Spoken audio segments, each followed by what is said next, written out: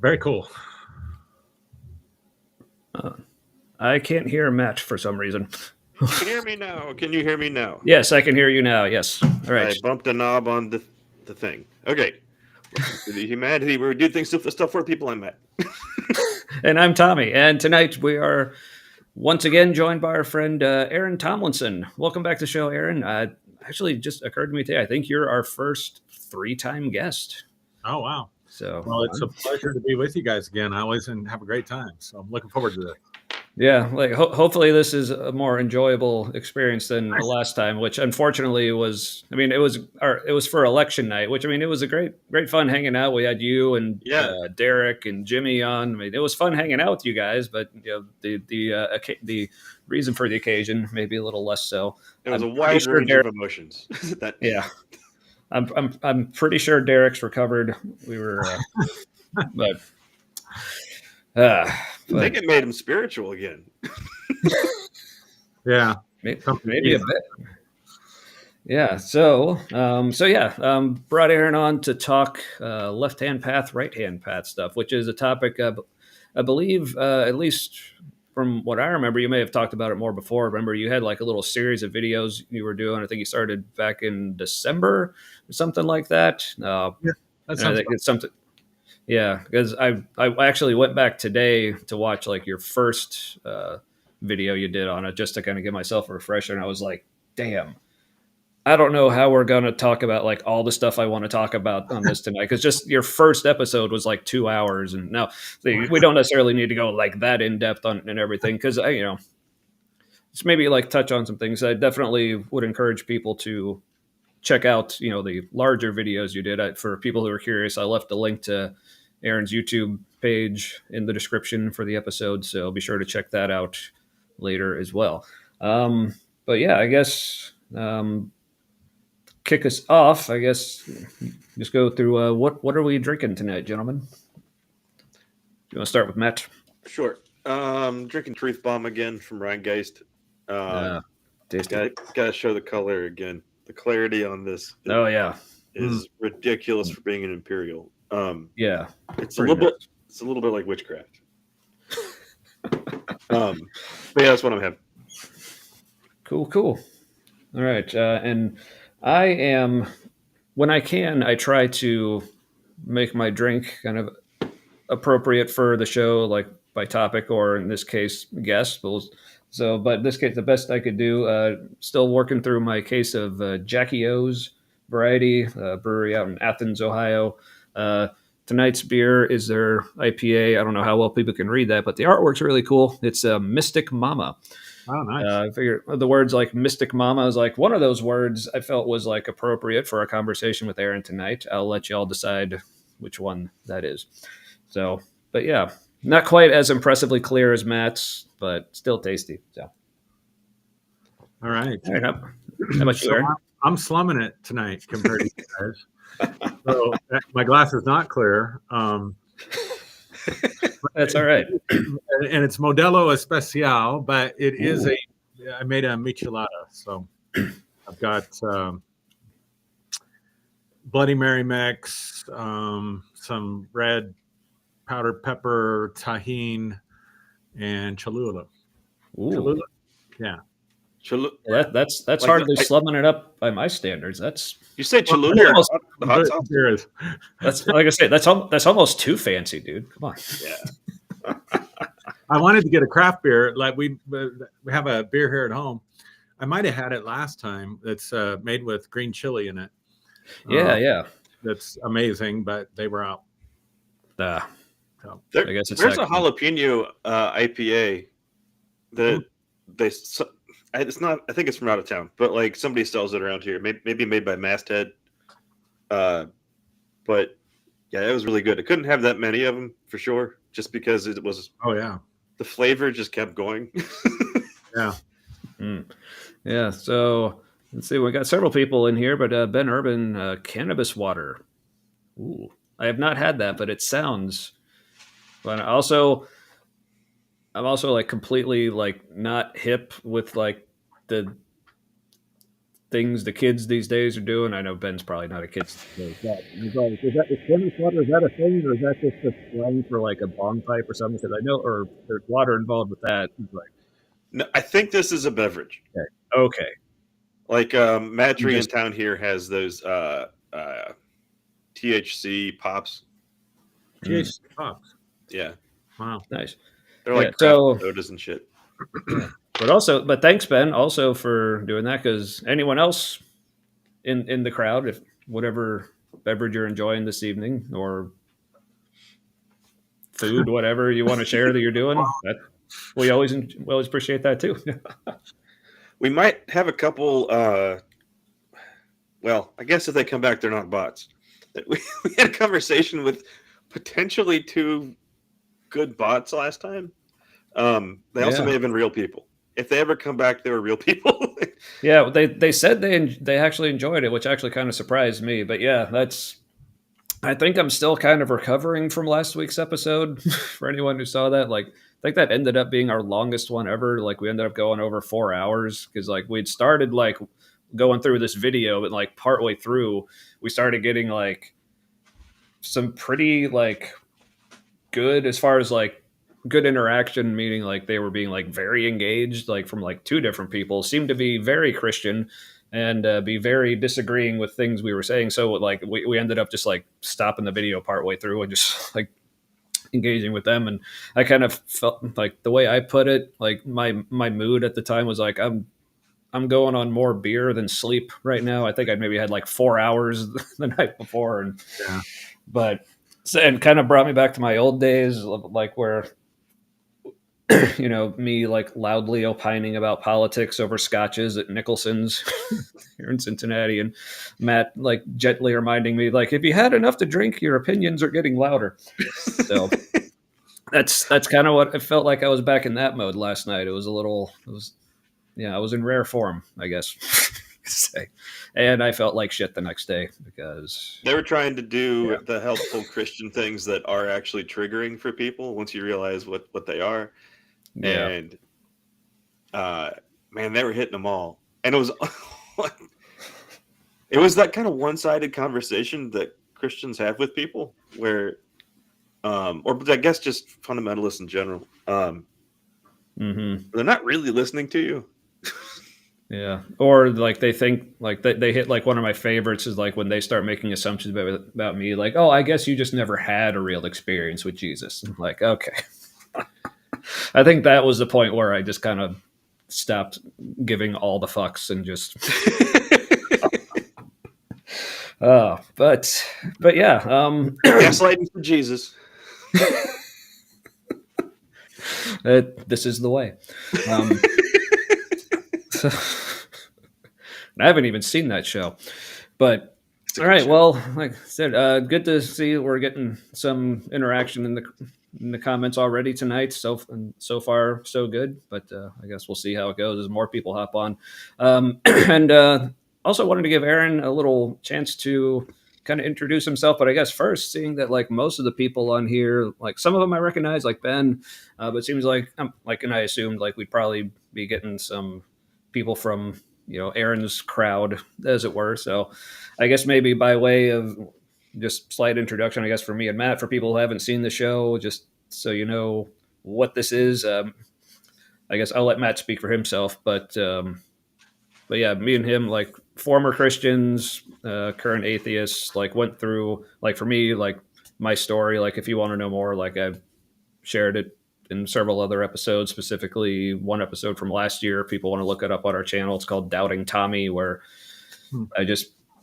Matt was out, so I just took advantage and just did an episode by myself, just giving my whole story. I ended up going like 3 hours on that one, but it felt good for me. But basically, the long and short of it, grew up very fundamentalist, started deconstructing in my 30s, ended up being a universalist panentheist, and I guess in my final form is Christianity, and then was diagnosed with and then survived stage 4 cancer. And then immediately coming off of that, in the midst of just kind of questioning the everything, just ended up being an atheist about a month and a half later. And that was about 3.5 years ago now. So yeah.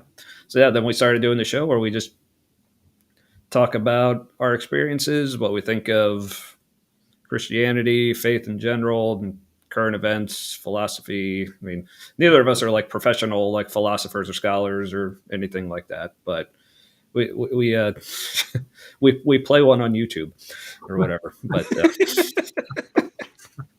so yeah, and also one of the things, even though like both of us being atheists, like I think of all the guests we've had on our show, we've only actually had one that's just been like straight up atheist, and that's our buddy Jimmy. But like I keep liking to joke, we're like the worst atheist show ever. We keep having all these like anyway, but at least I'm assuming, like last I heard from Aaron, like you're still not atheist. That's correct. Right. Okay. All right. Well, we'll see. No, I'm just kidding.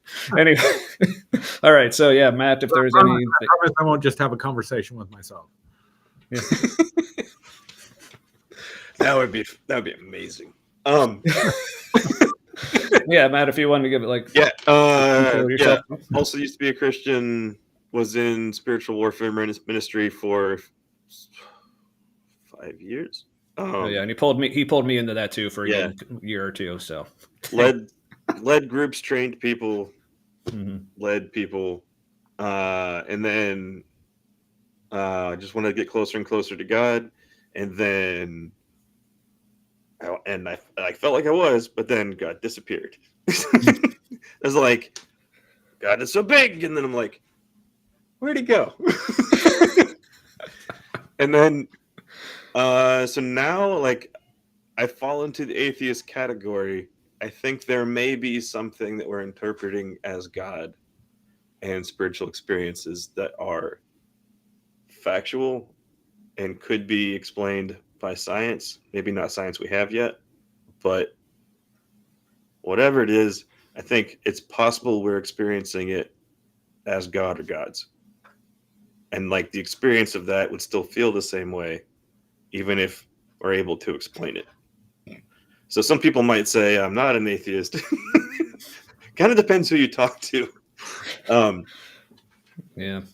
So when people are, if anybody asks me if I'm a Christian or like an atheist or whatever, I would probably say to them, that probably depends on you.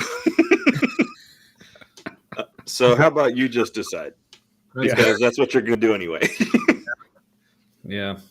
Yeah, I mean, because I found even before I was referring to myself as atheist, or maybe even realized I was myself, just in conversations with other people, I had other people calling me an atheist. Usually not in very kind tones. So you're just an atheist. Admit it. You're the worst evangelist. But anyway, so yeah, but then I guess for people in our crowd who are maybe not as familiar with Aaron, and honestly, how dare you? But so yeah, Aaron, how in whatever form you'd like to introduce yourself to the folks. Yeah. Thanks. Yeah. So for those that don't know me, I was a pastor for 20 years and been there, done that. I mean, you're talking about spiritual warfare. I don't know. I mean, I pastored a charismatic church, did a lot of mission work, short-term mission work, traveled a bunch, spoke at a lot of different conferences, a lot of different experiences, met a lot of just wonderful people. You know, I have been able to really, just in the last month or two, take a kinder, more affectionate viewpoint of my time as a pastor, my time doing that kind of stuff. You know, I got to meet some incredible people. I got to have some incredible experiences. And I truly can say, you know, that I'm just grateful for all of it, even the hard stuff or what I used to label the bad stuff, that kind of stuff. So I was doing really good. I was 3 weeks, I think, away from my 45th birthday. And I don't know. It's I'm going to take a phrase from the Bible. When Saul had his Damascus Road experience and the scales sort of fell from his eyes, I had something similar to that, but in reverse, where I just started recognizing all of the toxic patterns that were involved with the theology, the doctrine, the teaching, the structure, the system, the people, myself, all of it. And that caused me to burn out pretty quickly. So I took a sabbatical from ministry. I got into therapy and was working with my therapist, and we were working on some EMDR from some trauma. People that don't know what that is, it's a trauma intervention for painful memories, without getting too specific about it.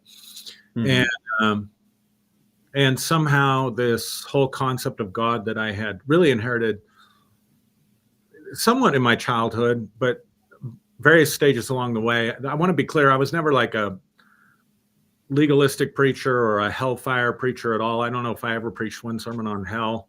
I didn't think that was truly effective.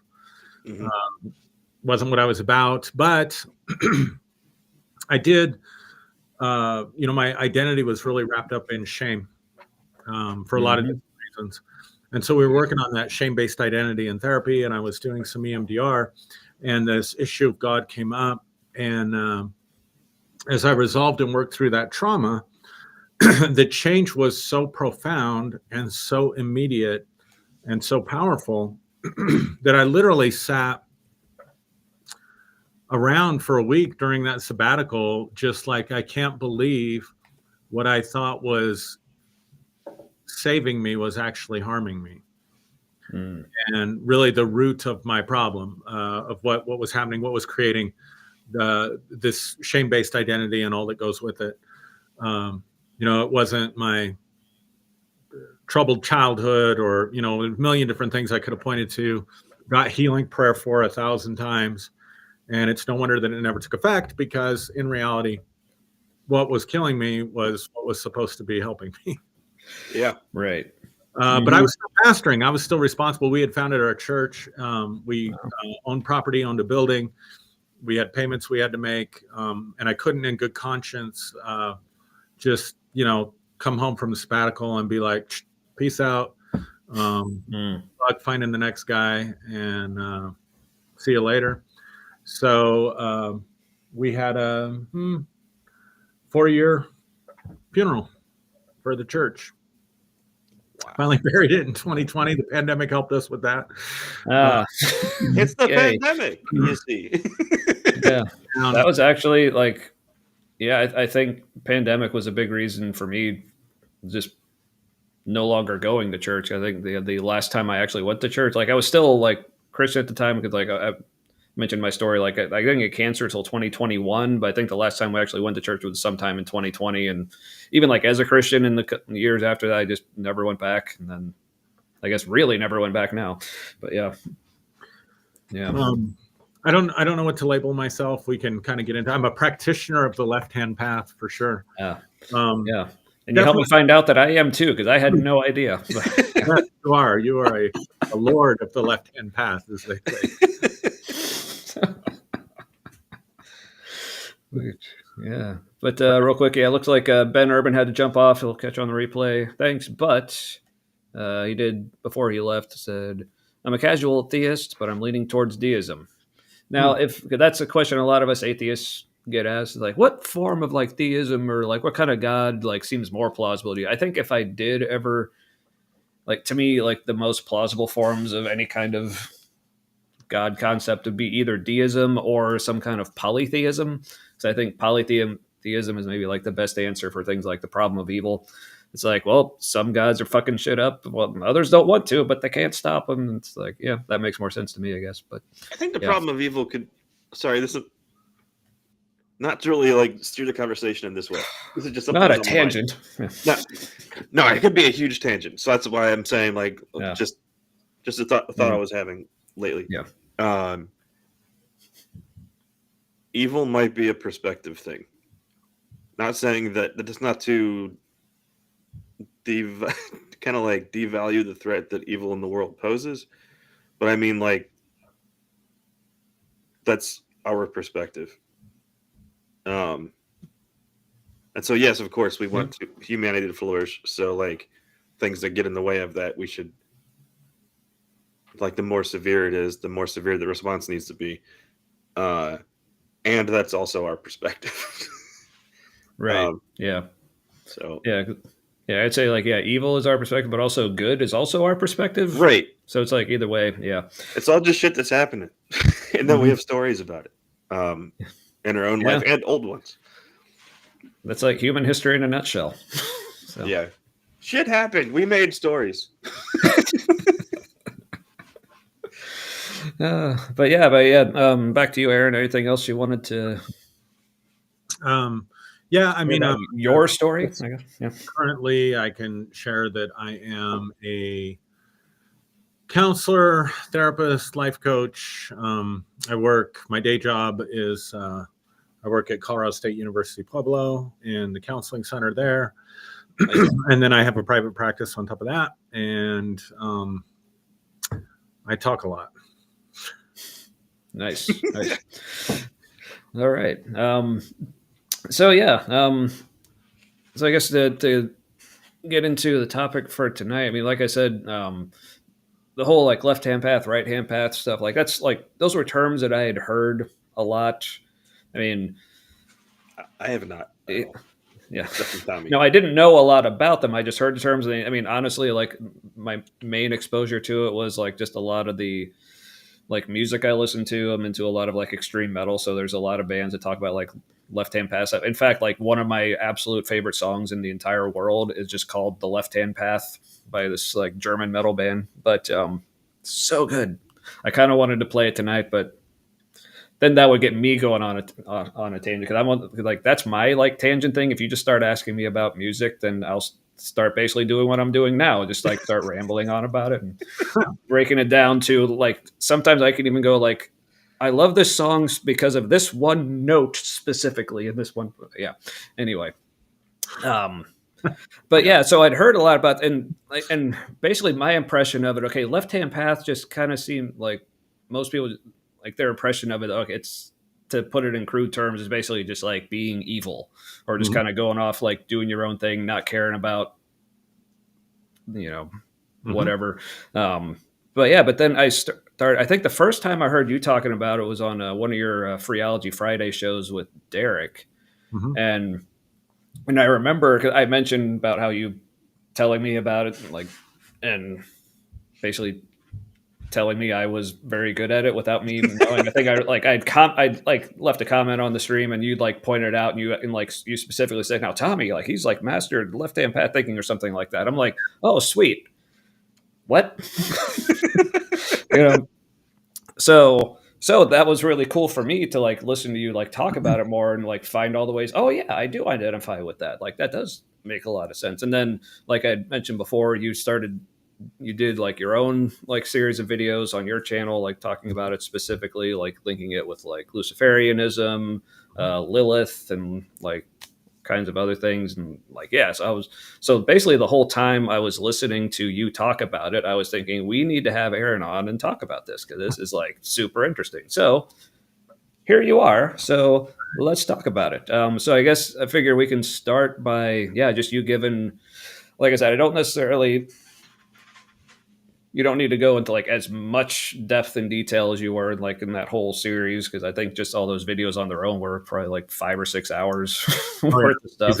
Easily. Yeah. Yeah. So I guess for the people who aren't as familiar with it, if you could just intro just like what is left hand path, what is right hand path, how do they differ, things like that, and like so. And as we go, like if me or Matt like have any like questions or interjections, we can still treat it like still. Sure. I'm just having a picture of this conversation being like hybrid, like lecture / conversation. Cause like part of it is like you just like presenting, but as me and Matt have interjections, we'll interject, I guess. Same with like people in the chat as well. Feel free at any time to jump in. So take it away. What am the things? Yeah, sure. So the terms actually, and not very well known in popular culture, unless you listen to, hard metal bands from Europe, especially. if someone were to Google left-hand path, most likely what would come up is they would look at that and think, oh my God, that's really dark, because you're going to have a lot of Satanism in it. You're going to have a lot of, like, as you mentioned, Luciferianism and things like that, because people who practice those paths usually identify themselves as being on the left-hand path. And that's probably as far as it go, like in one page of the Google search, I'm guessing. I've never Google searched it, but I'm guessing. But the term is very ancient. The concept predates Christianity, so therefore it predates any form of Satanism or anything today that would remotely relate to that. It's an ancient concept from India that is actually pretty interesting. The reason they call it the left-hand path is that they assumed that there was a flow of energy that gave us life, that was spiritual in nature, that followed the path of the sun. And so if someone oriented towards the north, if you were facing north, then the sun would come up on the right side and it would set on the left side. And so there was belief that the energy of life would come in, the natural flow of energy of life would come in through the right side and flow and leave through the left side. So to be left-hand path oriented would be to turn 180 degrees so that you're facing the south. And now the path of energy is flowing from the left hand into the right hand. And that was considered to be unnatural. That was considered to be at odds with nature, at odds with the gods, at odds with the current of life, and to be definitely at odds with the majority, but not just the majority, but with nature in general. And this is something that became just part of the sort of Indo-European cultures and understandings of the way the cosmos was, the way that the world worked and stuff like that. So much so that we still say right and wrong. That actually comes from the right hand, because to be right-handed is to be right. Yep. To be aligned. In the Latin, the word for left is the word for sinister. Translates as sinister, which is why in this, I hear stories. I'm left-handed, incidentally, but you hear stories of people who were in parochial schools, Catholic schools, and they wrote with their left hands, and the nuns would smack their hands or tie them down, stuff like that. It's because it was literally considered to be sinister, or to be contrary to God or against the community. Now, originally, though, it wasn't seen as a sinister path. Both the right-hand path would be to be in line, in the flow with nature, to be following the right way, the right path, all of that stuff. And it was the goal of the right-hand path was it's based on solar worship and this idea of ascension. So in the ancient world, the 7 planets or the 7 moving objects in the sky, one of them being the sun, was believed to exert influence upon people. And as a soul was being born, they were passing through they were descending through the 7 planets, the 7 moving bodies, picking up energies from them that would make up the personality, which is where we get astrology from today, or that's at least the ancient roots of astrology. And so the belief was that the path of return, or the pathway back to God or whatever, oneness, whatever, that depended on the philosophy and the teaching. So I'm just giving kind of the basic principles of it, was to ascend and to literally pass through the sun and be burned up. So in order to understand a left-hand path spirituality, you have to first understand what is a right-hand path, what I would call spirituality, left-hand spirituality. What is a right-hand path spirituality? And a right-hand path spirituality then is one that seeks to either completely abolish the self, or to bring the self into harmony and alignment and complete submission to either nature or to the will of God. So Christianity is very much a right-hand path religion, right hand path, spiritual path. Jesus said, unless you deny yourself, take up your cross and follow me, you can't be my disciples. Paul said, I'm crucified with Christ, nevertheless I live, yet not I, but Christ lives in me. Yep. And so I was into Christian mysticism for a long time. Read a ton of stuff from Christian mystics. And that's all based on, dissolving the ego. So a lot of the spiritual practices, in fact, I would say the vast, vast majority of spiritual practices that are available to people today, meaning that they're very mainstream, which the right-hand path has always been, is involving some sort of, disillusionment of the ego, dissolving the ego, merging with God, becoming one with nature, becoming completely submitted and obedient to the will of God. Father, not thy will, but my will be done. Those are all characteristics and hallmarks of the right-hand path. The left-hand path would be 180 degrees from that. So the left-hand path would be more honoring of the self and seeking to actualize and to actualize what I would call the authentic self, the true self. I've kind of picked up a new phrase that I call it the soulful self, meaning a self that is free from imitation or miming what's going on around. In other words, I'm just going along to get along. I'm just fitting in. I'm just adapting to the ideas or the currents of philosophy or politics or whatever's going on.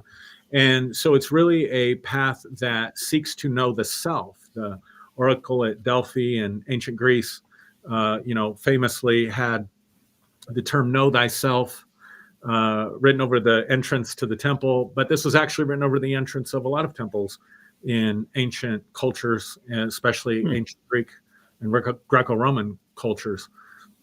This philosophical idea that we don't just know ourselves because we are us, if that makes sense. But it's rather than a quest for God, it's a quest within to know the self and to know the authentic self and to be able to separate out what is authentically coming from my essence, my soul, my energy, and then seeking to actualize that, manifest that, and fully express that, regardless of what that means in terms of whatever everybody else is doing. Interesting. Yeah. So I guess Matt, So I knew going into this that this is stuff I've already been thinking about, just in different terms. Sure. Yeah. And because that was very similar to recent stuff that I was meditating on. And even stuff that I just was thinking through earlier today. I think right now, especially in the United States, but in the world in general, we're seeing. I would have described it as left and right, but it's really left hand path, right hand path.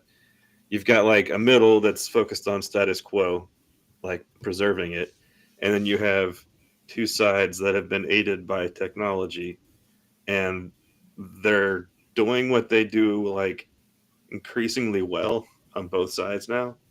And so we have looks like left and right hand path kind of fighting it out in a sociological way across the world. In the United States, it's just really pronounced right now because they're just balls to the wall with it.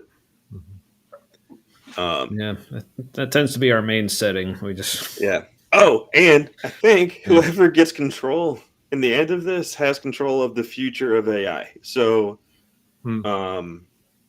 whoever wins now is how it's going to be for a while organizationally on a government scale.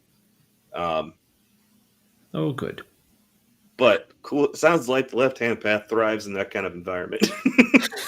Well, it's so one of the archetypes for the left-hand path that I draw a lot from in Scripture, obviously, is the story of Lucifer, and For those that don't know, that's found in Isaiah 14, and became associated with the devil. But originally, it was not the devil. Originally, in all the original languages, from the Hebrew language, the Hebrew word Hallel is the word that's used in Isaiah 14 that gets translated into the King James and New King James, I think New King James, as Lucifer, and into our other modern translations as the morning star. The morning star is actually the most accurate translation. In Greek, it's phosphorus, and in Latin, it's Lucifer. All those names are referring to the planet Venus, and specifically the times when Venus can be seen in the mornings or at dusk. And so it's, as the ancients were observing the stars, it appeared that one of the stars thought it could take on the sun. It could take on God. Its star shined more brightly than all of the other stars, and it tried to set itself apart and above the stars of God. And then as they followed the path of Venus, it would seemingly descend into the earth. And remember, in an ancient cosmology, the sun went under the earth into Hades every night and was reborn in the morning. So it appeared that the star Venus challenged the sun, and then the sun cast it down into Sheol, or into Hades, or into the underworld. And so this is the motif that's being used in Isaiah 14. And it's not a reference to a fallen angel per se. It is a reference to the king of Tyre, I believe. It's been a minute since I looked at it. Or maybe it's Babylon. I can't remember. Ezekiel's one of them. Ezekiel's I don't remember either. But yeah, you're right. It's the king. Yeah. And but this in this story, he says, I will exalt myself, above the stars of God. I will sit on the, I can't quote the scripture, but you know. I know what you're talking about. That, like, one of my favorite phrases, like, it says something about, like, establish myself, like, on the farthest sides of the north, which, like, I don't really know what that means. It just sounds pretty awesome. Like I say, oh, the farthest sides of the north are lovely this time of year. Like, yeah. But apparently that's where I've been living. So, but I find that to be a powerful archetype for any kind of growth or progress or change. Rebellion is generally seen, obviously from a Christian perspective, is seen as something terrible and awful. But I see, right and left, we definitely refer to that to describe our political dynamics that are going on. But I would see both of those as kind of a hive mind. And so in my way of thinking, those are both related to the right-hand path, because we're essentially told what to think by whatever party that we are affiliated with, or whatever system of propaganda is pumping stuff out, right? That's not to say that both sides are the same. I'm not making that argument at all, because there's clear differences between them, but it's very easy for us as human beings to get stuck into a hive mind. So one way of understanding the right-hand path as a conforming with the laws of nature, you could think about bees. Bees have a phenomenal ability to communicate with one another. And yet, if you took an individual bee and looked at the size of its brain, it doesn't make sense that it would have the capacity to accomplish all of the tasks that it accomplishes. And without bees, there would be no life on this planet at all. Yeah. And bees have been the same for however long they've been here, right? They were the same 1,000 years ago. They did the same things. They operated exactly the same. Bees in my part of the world are going to be the same as bees in your part of the world. They're going to be the same as bees in Africa. So there's definitely a hive mind. It almost seems like there is a higher consciousness, if you will, that is collectively communicating with the bees and governing and controlling their behaviors. And so when all you have is conformity, when all you have is everybody mimicking one another, or trying to go along to get along, trying to fit in with the crowd, then there can be no progress. There can be no change, because everything just continues the same as it's always been. And so even evolution itself only escalates into higher organized patterns of life through disruption, through rebellion, through shaking up the system. And so, in that sense, there can be no change, there can be no progress, there can be no growth, there cannot even be evolution in nature without this principle of disruption. So, the way I see it is that this pull towards the left-hand path is something that's inherent in nature itself, and without there can be no progress. Ooh. And so, Yeah. and I think we see that definitely within humanity. As bad as things look, nothing ever stays the same. Nothing ever lasts forever. Kingdoms rise and kingdoms fall, right? Yeah. This too shall pass and whatnot. Yeah. Yeah, but it's because you have the power of individualism, which bees do not have. Wolves do not have. Wolves are going to be the same as they've always been. Salmon are going to be the same as they've always been. Yeah, that's something like I remember you talking about wolves before, because that's one thing that made me think of. I think a lot of people maybe like a misconception, like there's this idea of like the lone wolf. It's like, but apparently that's not really. That's usually the sick one. Yeah, yeah, packs. Yeah, because it seems like wolf pack and lone wolf are both kind of like memes basically that get thrown around, but it's like. Yeah, they're almost like mutually exclusive, I guess. But people, I wonder if that's people just say words. I wonder if it has something to do with like if a wolf is alone, like they're sick and probably starving and going to maybe behave more impulsively and recklessly. So maybe because like a lone wolf attacker kind of situation. I wasn't going to say the word because sure. Yeah, YouTube. Yeah. So Benny, I was gonna say like they're not awesome. Like they clearly have a problem. So like we yeah. But then like somehow in like action movies, like a lone wolf hero, is like sounds like an American invention. Because that's not a real thing normally. In real life, we don't say, "Look at that lone wolf, good guy." Like it's not how we use it. Yeah, true. But yeah. So I was about to ask Aaron if he could see the comments, but I'm assuming he can. So yeah, I got one here from Benny. So yeah, is hive mind the same idea as an echo chamber? Oh, that's an interesting question. I would say it's a component of the hive mind, right? To me, an echo chamber is I don't want to be. I mean, you can still be mimicking or influenced or completely dominated by a philosophy or an idea or a movement and still be willing to listen to opposing opinions and opposing views. That's very, very common. You guys were talking about that at the beginning of the show. Last week you had Christians jumping in or whatever. So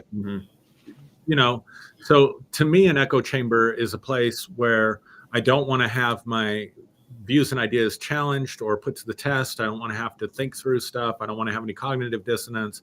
So I'm just going to watch Fox News. Yep, that's what they do all day long. Or triggered. Yeah. Confirmation bias is their business model. They just don't want to, be disrupted. Yeah. Yeah, I've been thinking about that too, and it's really that's a great question too. I just saw that. Yeah, I'm assuming you mean suppress cognitive abilities. Yeah, that's what I think. What was I just thinking? Aaron, what was one of the last things you said? Talking about Fox News. Echo chamber. I was saying echo chamber, we don't want the cognitive dissonance of having to deal with opposing opinions. Right. Yeah. It goes back to that idea of maintaining whatever the perceived good is. Like I don't want to, whatever's in my head right now, I don't want it to change. Anything that is different is bad. Mm-hmm. Like, because at least I know I've survived with this content in my brain to this point. Mm-hmm. Yep. There's like a lot of survival, fight or flight just built into how you perceive everything. For sure. Right. But yeah. Thanks, Benny. Yeah, man. Like, Oh, sorry. Was I talking over your answer, Aaron, to that No, question? not at all. Okay. I was just thinking about what you said. Actually, I mean, if you go back to the old psychodynamic theories, this is something else I've been diving into lately is, the work of Sigmund Freud and Carl Jung, the early psychoanalytical thinkers. Mm-hmm. The personality is primarily a personality built by defense mechanisms. It's this pull between these urges and feelings that we have inside, which ironically, Sigmund Freud was equally as convinced that human beings were evil as St. Augustine and the church. He just attributed different causes to it. Augustine said, hey, we're this way because of Adam and Eve and their fall. And Sigmund Freud said this because we are simply the byproduct of nature, and there is no soul, there is no spirit, there is no imago Dei or image of God in which mankind has been made. And nature is cruel. You were talking about the problem of evil earlier, that there is no evil, if you think about it, good and evil in nature. Just share a little anecdotal story talking about the pandemic. During the pandemic, I was very diligent and careful, with quarantining and all this stuff. We had a child at home that compromised respiratory system, severe asthma. We almost lost him once just to a common cold. We're really trying to be protective of his health during that. And I was working at a college, so I was being exposed all the time, constantly, to people that were sick. So during the winter of 2020, during that fall, from about September to December, I was in quarantine. I'd get out for 3 or 4 days, and then I'd go back into quarantine for about 10 days. And that meant I was working from home, and that meant I was isolating myself from my family. So I started to get pretty depressed. And so the following spring, I'm still wrestling through this depression that I was struggling with. And I would go out on my back porch, and we have a walkout basement, and we have a deck that's built on our upstairs that then provides a covering for the back porch of our walkout basement. And these two birds, I started watching these two birds, and they were building this nest up in the part of the porch there, right by our screen door, actually. So I would walk out the door, and let's see if I can do this. The nest would be like right up here, And I would sit down, and I'd turn back, and I'd kind of look, and I was watching these birds build this nest. I watched them lay their eggs, have their kids, feed them. But for whatever reason, I found this to be incredibly therapeutic for me. I know it sounds crazy, bizarre, but it was incredibly therapeutic for me. It was healing for me to just watch them and observe how diligently they went about their business, like how hard they worked, building a nest, and then a storm would come in. And even though it was very well sheltered, the storm would damage or completely destroy the nest, and they would have to start all over again after a spring rainstorm or something. And then one day, these little baby heads are out with, and I'm watching mom and dad bring them worms or whatever baby birds eat these days. And one day I walk out like normal, and I sit down and I turn around, and there is this giant bull snake that had crawled its way up the screen door and was resting itself and was just about to get its head into that nest and devour the baby birds. And mom and dad bird are just going nuts, right? They're going crazy at this snake. And I hate snakes. Like, I don't know why. I'm like Indiana Jones when it comes to snakes. So I wish I could say, I would love to say that I reached up and rescued those birds. but I was probably squealing like a little girl. So my wife came out to see what the hell was going on, I'm like, oh, they're getting the birds, And so she's not afraid of snakes at all. Neither are my kids. I'm really thankful for that. Around here, so I just let them deal with them. So she reaches up and grabs this bull snake and pulls it down, and it had gotten one of the birds in its mouth, and it kind of dropped it. It slithered away really quick. And it just, I had this sort of moment of insight that the good and evil of this situation was totally based on my perception.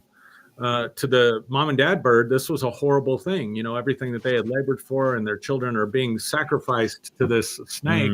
Mm-hmm. The snake, damn, it was a good day, man. He found exactly what he needed. And it really drove home the point to me that nature really doesn't give a damn. It just does what it does. And and there is no concept of good and evil. Your cat goes into heat, your dog goes into heat, you try to keep it in the house. Why do you try to keep it in the house? So that the guy down the road doesn't just come along and impregnate your cat, right? They don't think about it. The other cats don't go round them up and take them off to of sexually assaulting your cat. Right. There's nobody texting, you don't need him, he's bad for you. Exactly. That's a great point. Why do you keep going back to him? He's just nothing but a mangy little alley cat. Because that female cat's just gonna go, I know, right? Right. So I gotta say, like, I knew tonight's conversation could go a lot of places. I did not have that on my bingo card. That's right. So human beings are the only ones that judge good and evil. It's the tree of knowledge. We're the only ones. We're the only animal in nature, as far as we know, barring, what do they call them now? Non-human intelligences, maybe, that have been with us forever. Yeah. But that evaluate nature. So Carl Jung had an interesting take on the problem of evil. He says that human beings are nature evaluating itself. That it's nature evolving to the point that nature can observe itself and say, this is pretty fucked up. This maybe not be the best way to go about things.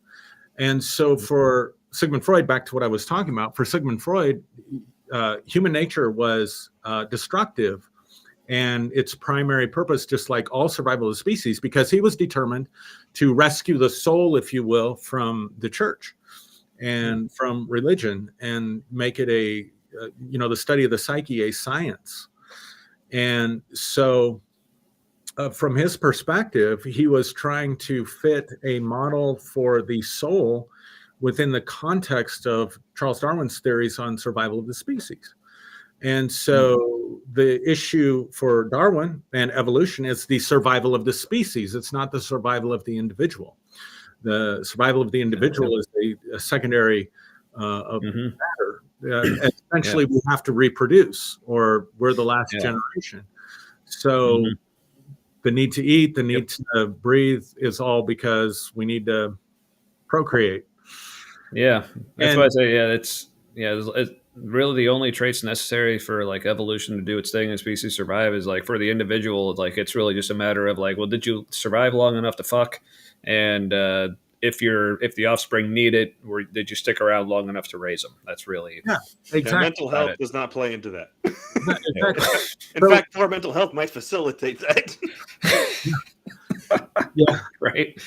Yeah. So for Freud, we're unique in nature in that we have these same biological tendencies according to theories of evolution and Darwin's concepts, but we are also conscious beings that have lived together in societies that evaluate good and evil. And so there was this pressure and this tension between these urges that we all want to do, supposedly, like sleep with our mothers, according to Freud.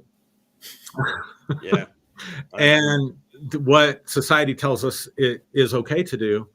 And so the entire personality from a Freudian perspective then is a whole series of defense mechanisms against society, but also against our own deeper nature. Hmm. So a lot of what we do is, at least from a Freudian perspective, is very reactive and very defensive oriented, and really not that deep. Yeah. Hmm. Not that I agree with Freud, but I'm No. just Right. that was his Right. theory. Yeah. I think it's Man. so. I've been thinking about how, again, this is something I've been thinking about for the last few days. How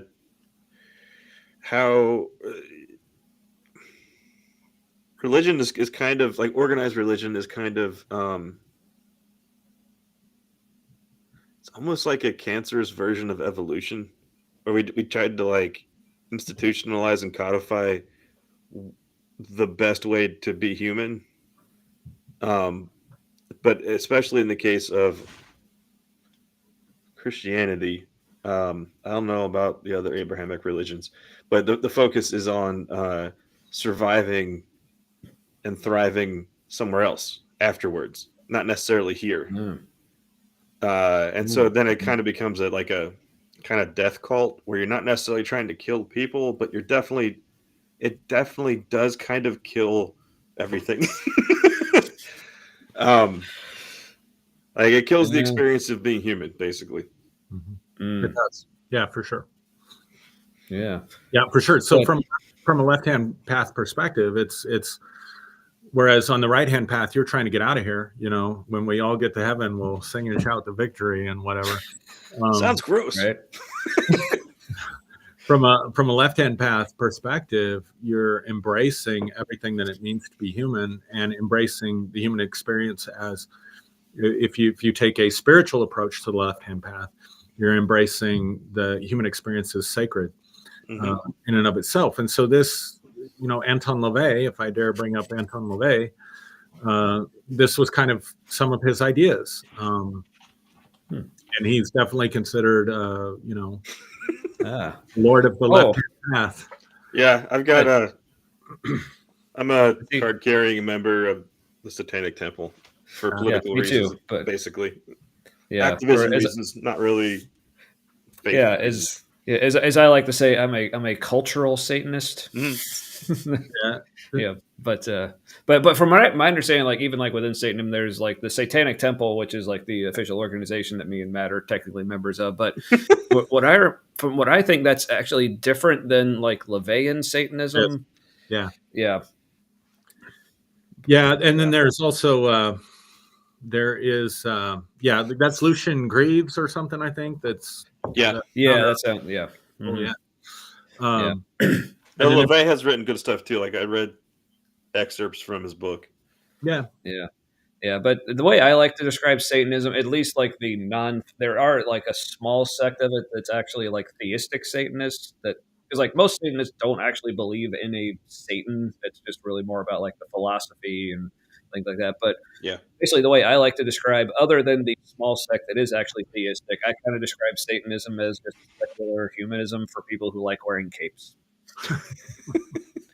So now this we had another comment pop in from Teresa, controlling people via the fear of dying. Yeah, I'm assuming this is like kind of referring to like especially like what Matt was just talking about there. Yeah. I mean that's a lot of religions. I mean this obviously isn't unique to Christianity, but a lot of religions is like talk of like the afterlife, because it seems to be like a reaction to things like what you were describing with the like was it, I can't remember if it was like Freud or Jung, or I can't remember who you were talking about, but basically just like describing nature, and lots of people describe it this way, just as being just like essentially just like chaotic and destructive, and things just as much about death as it is life, really, I guess. Well, it is chaotic and destructive, but it's also chaotic and creative. So that too. It kind of depends what you focus on, and you can't stop the destruction. Like it's part of the whole process, because certain things do need to be destroyed. Yeah, I mean, you can maybe stop like individual instances of it. Like for instance, like in my case, I was, rescued from death by cancer, but I mean, I'm still gonna die somewhat someday, I assume. But hey, I mean, Yeah. I haven't so far, so who knows? We'll see. But yeah, but it seems to be like a lot of religions. I mean, I guess it's like, again, like I'm not a professional in any relevant field here, but I'm assuming people who actually study this stuff may say be able to say more. But I feel like I don't know if we can really necessarily say for sure if this is like why religion started, but it seems to be like a big part of it was just dealing with, okay, things suck and things die, and that also sucks. There's got to be something else after this, though, right? Kind of, and then Because this all feels Or- like worth something, right? So yeah, hmm yeah. yeah. So it seems like religion, like they, oh, you're afraid of dying. Well, we're afraid of dying too, but we have answers to make you not afraid. So we'll take your 10% every week, and thanks for coming. What if cancer is a poorly executed attempt at improving something? Because it's some cells that are trying something new and it's not working. Which is kind of how I've been thinking about like religion, especially fundamentalist, like evangelical branches of religion. It behaves like a virus or a cancer.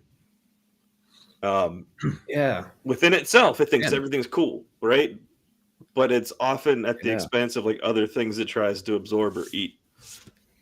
Yeah, because essentially that's what cancer cells are. Like, if you can, I guess, anthropomorphize them a little bit, it's almost like that's what their thing is. Like, oh, we're really cool. Like, we like being us. Let's just spread everywhere because we're awesome. So if we spread everywhere will be awesome, right? It's like, but then it ruins everything. It gets big enough, ruins everything. Imagining a Lego movie in that or something. I haven't seen any of the Lego movies, and I'm sad right now because I just remembered that's true. I saw the first one, but it's been a while, and also I was watching it in the presence of a lot of small children. So it was, speaking of chaotic, it was. So I remember some of it. Did you look around saying to little kids, "You're ruining it"? I think a couple of them were mine. So I think there's a theme song like "Everything Is Awesome" or something. Oh, everything is awesome. Yeah, exactly. Yeah, and that's all I remember of the song. So. Yeah, that's me too. That's all I remember of the movie. Yeah. Like I remember Batman was involved, but there was a Lego Batman separately, I think, too. Yeah, I think so. Yeah. In a video game too. Yeah. It's like Will Arnett, I think, as Batman. Mm-hmm.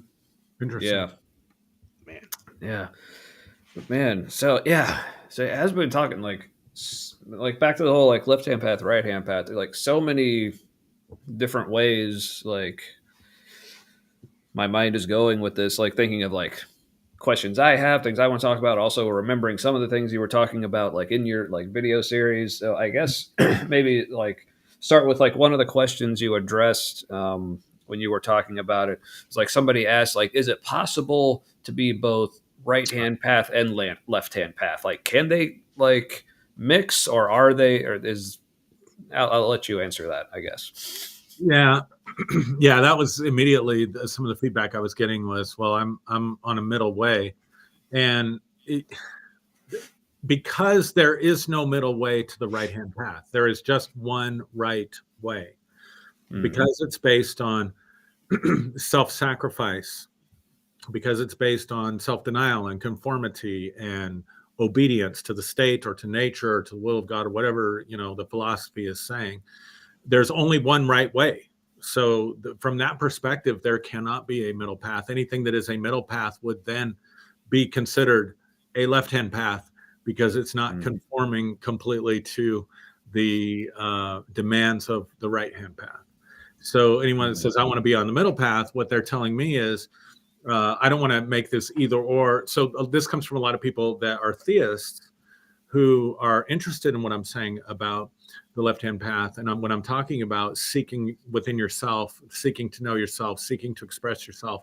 And they would say, yes, but I also want to seek God, or I also want to be involved in a helpful way to my community, because to them it sounds very self-serving. And so it's mostly, I think,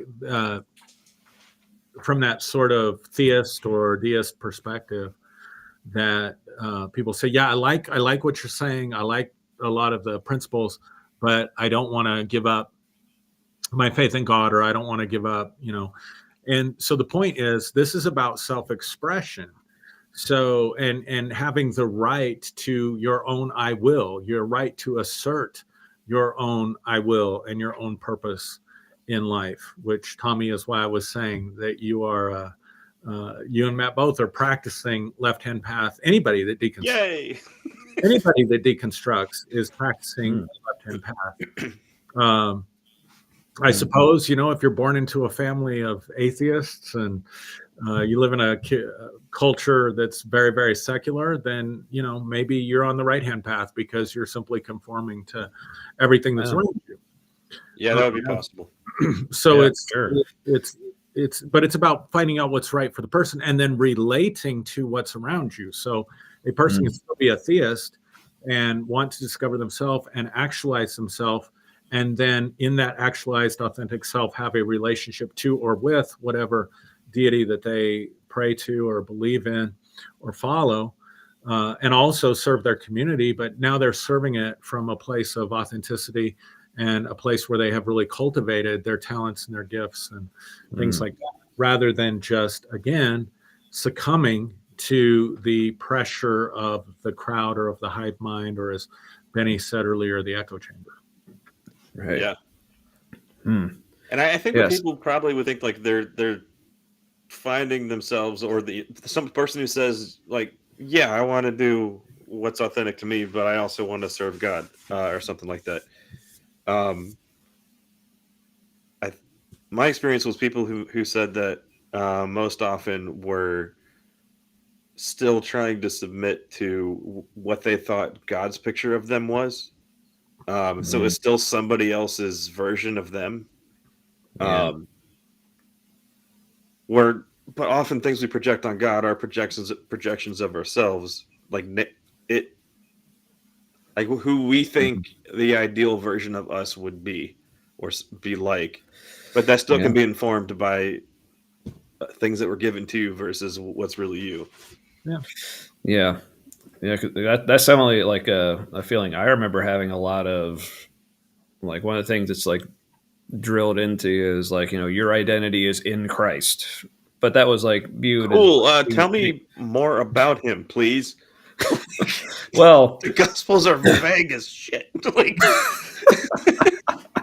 but it was, but that was seen as like a good thing that you basically aren't you, right? Because you, is like you're dead in your sins. And depraved and a worm and like all that stuff. But it's cool because like Jesus is awesome, and God basically is just looking at you like you're Jesus. So it's like, I don't know if like damn, it's like God like gaslighting himself. Like that just occurred to me. Let me throw something out at you guys that I've recently come across. So there is a entire relatively new department at Columbia University. In their psychology and counseling department called Body, Mind, Spirit, I think. And you can get a master's degree because they have done they started out studying resilience in people. What causes some people to deal with hardships in life better than others? How come some people can adapt to challenges like cancer or divorce or loss or whatever the case may be, an election that didn't go their way, whether how well are they able to adapt and measure anxiety and depression and stuff that goes along with that. And what they discovered in their studies is that people who have, I'm going to be really particular with my language here, have a spiritual path. Now, they differentiate spiritual path from religion by saying you can be religious and spiritual. You can be spiritual and not religious, and you can be religious and not spiritual. So, I mean, it's very scientific the way they break this down. So you can be, if you are religious and not spiritual, or not religious and not spiritual, they noticed a drastic difference between those that were spiritual.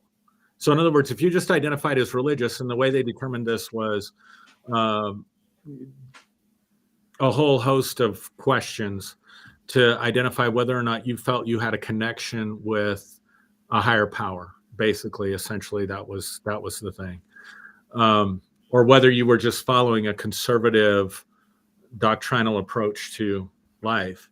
And the results were absolutely astounding, in that people who identified as spiritual, meaning they connected with something greater than themselves, a sense of something greater than themselves, or with a higher power, had an 80% less rate of depression and suicide than those who were not spiritual. 80%. Now, as a mental health professional myself, and as someone who works with young people, and I have to do all kinds of, I deal primarily with developmental depression in the clients that I work with, because of I work at college, I work at a university, and I have to, do a lot of suicide evaluations and stuff like that. And so in that population specifically, there was an 80% protective benefit to having some sort of spiritual something going on in your life.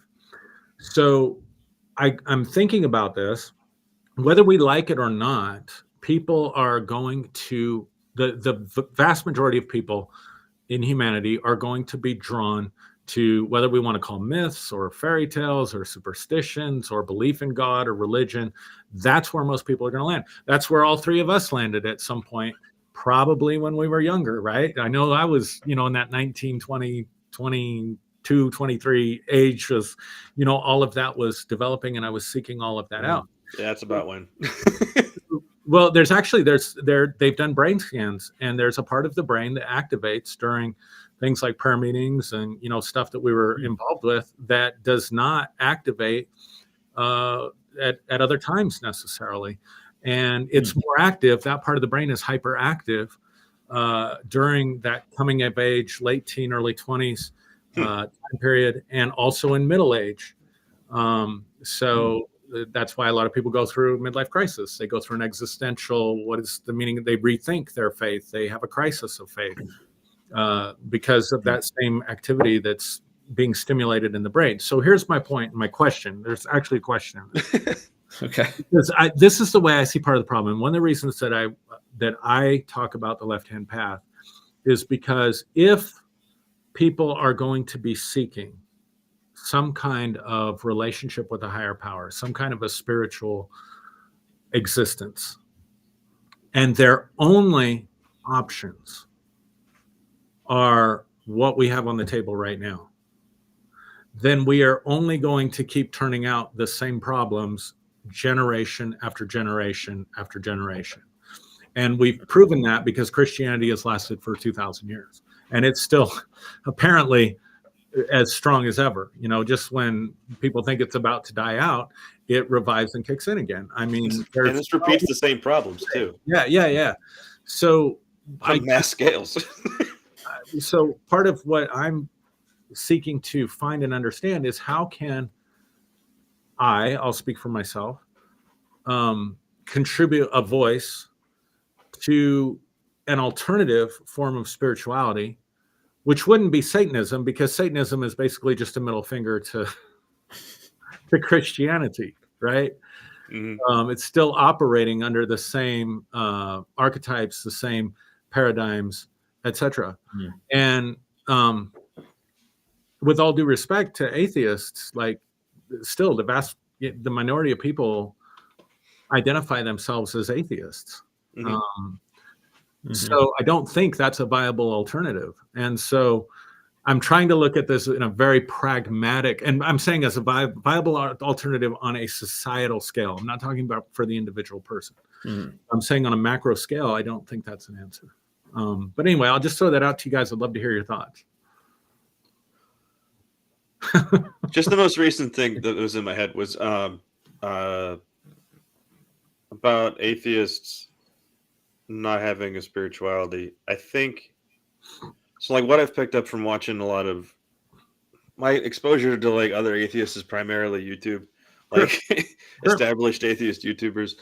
There's not a lot of us just running about. Yeah, they have like a.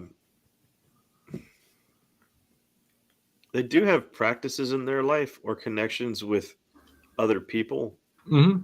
Like they have like a closer knit circle of friends where they're like, I don't need a prayer group because when something hard happens, I go to these people. And so it's a similar practice. Like it has its own rituals in that way. Mm-hmm. I think there is definitely something though about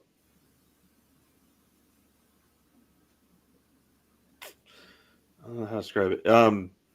Quakers do something kind of like this. But it's in an organized, fashion where their services start with like a big part of it is just sitting quietly, and then people start sharing things that benefit the group. And their language about God and stuff tends to discuss like the light. So like it's terminology that can mean something to anybody really, because it's symbolic. And that practice of sitting together in silence, or like sitting together being intentional in the same direction even in silence, I think that would probably still activate that part of the brain. There's something about the intentional practice where like we're doing the same thing together for the same reason that I think people pick up on going to sporting events and like political movements and stuff, like in the crowd when you're there, or at like a concert where like the performers are trying to give people that kind of experience. Yeah, for sure. Yeah. Like the Meshuggah show, like that was, they're like, hey, what's in our head right now when we do this thing together, join us. Yeah. Mm-hmm. That was a good show. Yeah. Meshuggah is a band that me and Matt and my older brother and other friend Richard saw. That was not this past December, but the one before. Yeah. That was a good show. Mm-hmm. Yeah. I've never like just the way I would describe like just watching Meshuggah, the way they are kind of like acting on stage versus like the way their music like sounds. It's like the most like, it's just like watching five guys just like very calmly completely pulverize you for like an hour.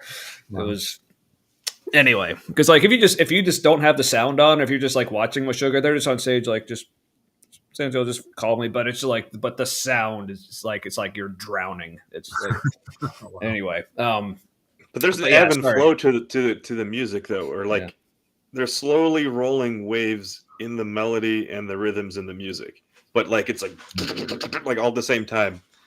But it has ebb and flow to it. It's really cool. Because like real quick, because like I warned people earlier, like talking about music is one of the things I will go on forever for. I feel like I just have to say this. One of the things I love about is like, so for people who know, so I don't know how like familiar with like the technical aspects of music you are, Aaron. I don't know if you ever like played an instrument or but like you're like familiar with.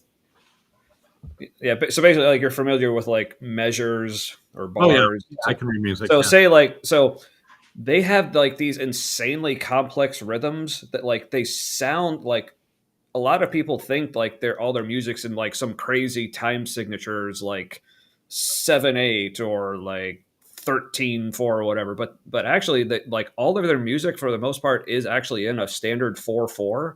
Oh wow. But it's just like the guitar riff is either just like a little longer or a little shorter than the bar length. So it'll like, so the riff will play like you'll get to like 4, but like the guitar keeps going till like 5, but it keeps an it pattern. But then like so it's like they all like, it's like, and also sometimes the drummer is playing a straight 4 and then the guitars kind of move around it, or sometimes the drummer is playing along with the guitar. So they're literally, even though the song itself is technically in a 4/4, no instrument on its own is playing a 4/4, and then it just kind of keeps like moving in and out of that. It's incredible. Anyway, and the drummer can play rhythms like the left and right sides of his brain are separated, and he's like two different drummers. Like that's why like one of my favorite descriptions of like someone, it was actually the comedian Bill Burr. He was talking about seeing Meshuggah. It's like the drummer, it's like his body was playing two different songs. But anyway, so remind me, Aaron, what was your question to us? My question is, if people are going to be seeking for spiritual connection and their only choices are Judeo-Christian or Abrahamic faiths, I think that's a problem. So I guess they're making more of a statement than a question. Yeah. And so I think the left-hand path can provide a solution to that for people at a time when they're seeking. For sure.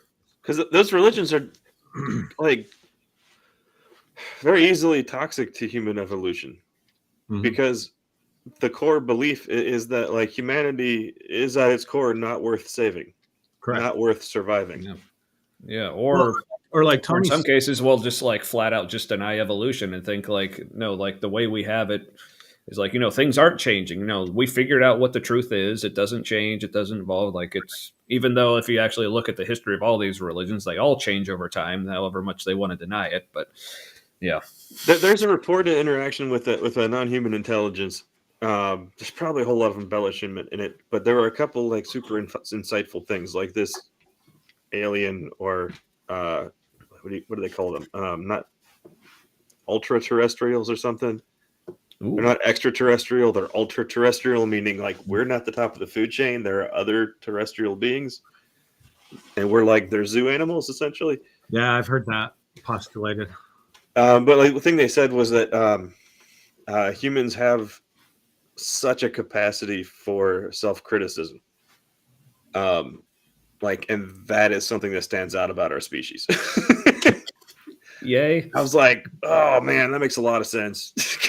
Yeah, like the biggest religions are all about we suck. How let's kill the other ones. Because they suck more somehow. Yeah. But Aaron, the way you phrase that, it's interesting. As much as it hurts to hear, like, atheism, like, larger scale, like maybe not as viable. So to me, that just sounds like, well, that's just a challenge for us to overcome. We just got to do better. Which brings me back to, I think this might have been the thing I mentioned during your show with Derek that your reaction to was like calling me out as like being very left-hand path. If I remember correctly, like the idea was brought up about not liking to use like labels, like as far as like where you are, whether it's like spiritually, politically, whatever. I made the comment, like, I actually like using labels, at least like for myself. Mm-hmm. Part of it could be like, my various neurodivergences, liking, order, being able to like easily identify and categorize things, at least like for myself anyway. Mm-hmm. But like, for instance, like I very willingly use the label atheist for myself. Like for a while, honestly, I was hesitant to, knowing just like looking back on my life, like just how often I have like changed my views and opinions on things. Like this is one of the reasons, like as much as I would love to get tattoos, part of me is like very thankful I haven't, because I'm thinking back on like almost all the ideas I've ever had for a tattoo I would currently like very much regret. Yeah. But I also got to the point where I was like I think there's like a balance there between like not being like super committed to like a certain idea, knowing, especially for someone like me, like how much my mind can change. But then also on the other side of that, I think there's still, this is a phrase that like just entered my head as I was talking about it. I think I valued the destination more than I valued where I was. Because like the reason I didn't want to label where I was at was because like, well, I know I'm going to change, and I know like, so like what really matters is where I'm going. But then also saying, oh, but there is still value to recognizing where I'm at right now and living that. Like I said, I could change my mind tomorrow, but today I still haven't changed my mind, so I'm just going to be where I am today. Right. So there was that aspect of just going, say, yeah, where I am right now, I'm an atheist, and I still like say like. I forget who said it. I've heard from several people, but like saying like, I guess I'll quote a person from black metal band, because of course I will. Dark Throne. Fenriz, he says, like, people often accuse me of having strong opinions. Like, I don't have strong opinions. I have extreme opinions, but they're not strong. I just like hold them in my hand like this, you know. But so there was that aspect of being like comfortable just saying like, yeah, I'm atheist, but also the part of it is, I guess, more for the same reason that, you know, me and Matt like joined the Satanic Temple, just for like the activism. Like, part of it is I'm wanting, like, just looking, especially like here in America, like, if you're not religious, like specifically Christian, it's like you're basically like you don't exist, especially when it comes to like politics and like, that's why you always see like all these like, whenever politicians, and it's not just Republicans, you'll see this from Democrats too, like when they're having like their town halls or just anytime they talk, they always talk about, you know, God bless America, we're a God-fearing country and all this. And like, so many of those assholes are just the worst perverts ever. Right. Yeah, there's that part of it too. But part of it, like with me, like wanting to label myself as atheist, it's even not so much because I'm atheist, but more just like I want that label to be more normalized just in the culture. So that's part of why I'm that's cool. Perfectly comfortable. It's just like category, using it, not evil. Yeah. So that's why, even though like, so there is like, on one hand, you don't want to like overuse labels. And that's why I said like, I'm more, I've like, because I used to still be like very much a mindset, like as much as I was talking about like with my neurodivergence, you know, liking labels, I used to be also very bad with like applying those externally as well. Like, I always wanted to categorize people like, oh, you're this, you're that, and this is what I think of you. But I've, at least at this point, I mean, I'm not saying I've mastered that part of it, but at least trying to focus more on, like, I guess, keeping the labels to myself, I guess, but more just like, honestly, like sometimes, like, as much as I struggle with like social interaction, like, in a way, it's also just kind of a way to streamline. Like, if someone asks me something about myself, I find like it's easier to just say, "Oh, I'm an atheist." And now, depending on who, now if it was someone like you or Matt, then yeah, I'm totally like willing to like go into like all the minutia and like details of where I specifically am. But for just a random person, I feel like just saying I'm atheist, that conveys enough of where I am. But speaking of the neurodivergent stuff, that's another angle of this, like with the whole like left-hand path, right-hand path, like I wanted to get into as well. But as far as going back to what your question, statement, whatever you're putting out, whatever that meant. So that whole tangent was all like me trying to maybe make atheism a more viable option. But I mean, we'll see how that goes. But that, like, so you were talking about like the statistics of like people who have some kind of spirituality, whether it's religious or not, versus those who don't, and like how that tends to fare for them, like being like more at risk for certain like adverse like psychological effects and whatever. Because honestly, like, I don't consider myself spiritual at all. But again, it's one of those things, like, people mean different things by spirituality. So really, just because it's the same with God. Like, people mean like so many different things about it. Like, because I don't know, like, there have been so many times in conversations, like, I'll say things like, well, I'm not spiritual, or I don't believe in God, but then I'll start talking about, things I do believe in, like my attitudes. And for instance, I'll talk about, like, thinking the things like love and like goodness are good things. And people try to, oh, love, that is God. You do believe in God. And I'm like, or I'll just describe, like, how I view life and my approach, and people try to tell me it's like, well, that is spirituality. Like, I'm like, so I guess I'm just at the point where, even if I am like your definition of spiritual, whatever it is, like, I guess just for myself, I don't find that as useful of a term. And like I said, I'm fully admit, like, that could just be certain baggage I have around the term. I don't know, but before I go more on like the spiritualism thing, just real quick, got another question from Jenny. Yes. How do y'all define atheism? I appreciate your use of the word y'all. I'm in Ohio, but I'm close enough to Kentucky for that to be part of my vocabulary. Oh, sorry, didn't mean to put that. Yeah, I guess I have different definitions because it can mean a lot of things, I guess. So my definition, as far as like, I guess you could say the minimalist definition, meaning like the most minimum like criteria, I guess, if you want to look at it that way, like what kind of bar do you have to clear to consider yourself atheist? Really, for me, like to call yourself atheist to me is just if you answer the question, do you believe in God or gods, with literally anything other than yes.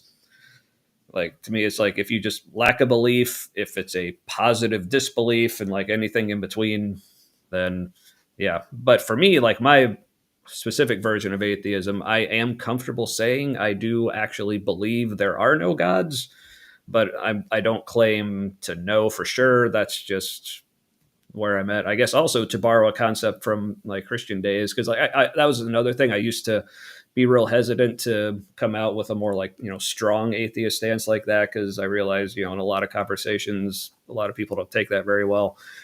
But remembering a certain concept from my Christian days about like, you know, what you really show what you believe by how you live and how you act. And like, as I kind of examine myself, I realized, okay, I live my life as if there are no gods. So that must be what I actually believe. So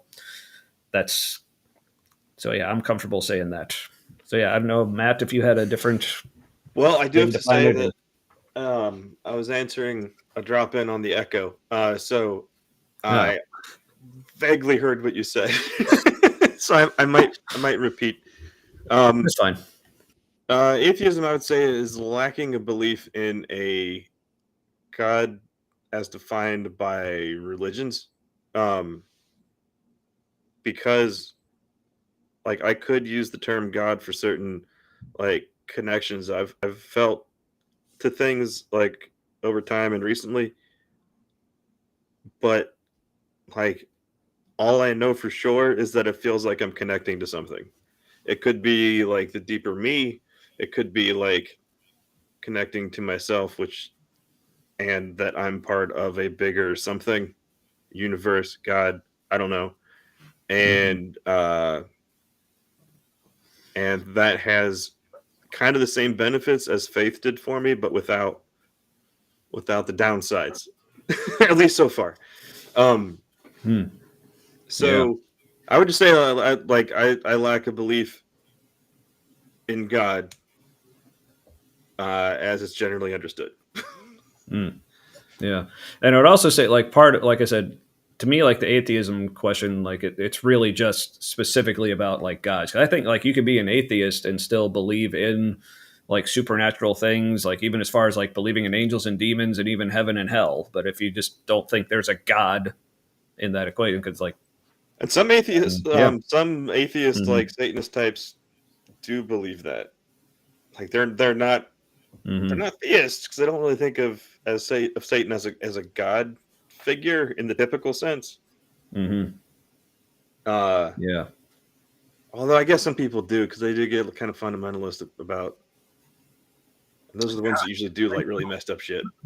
My exposure to atheism has been, aside from you guys, Derek. I don't know what Derek is these days. Yeah. I think he's what he said, like 30% less atheist. Was that?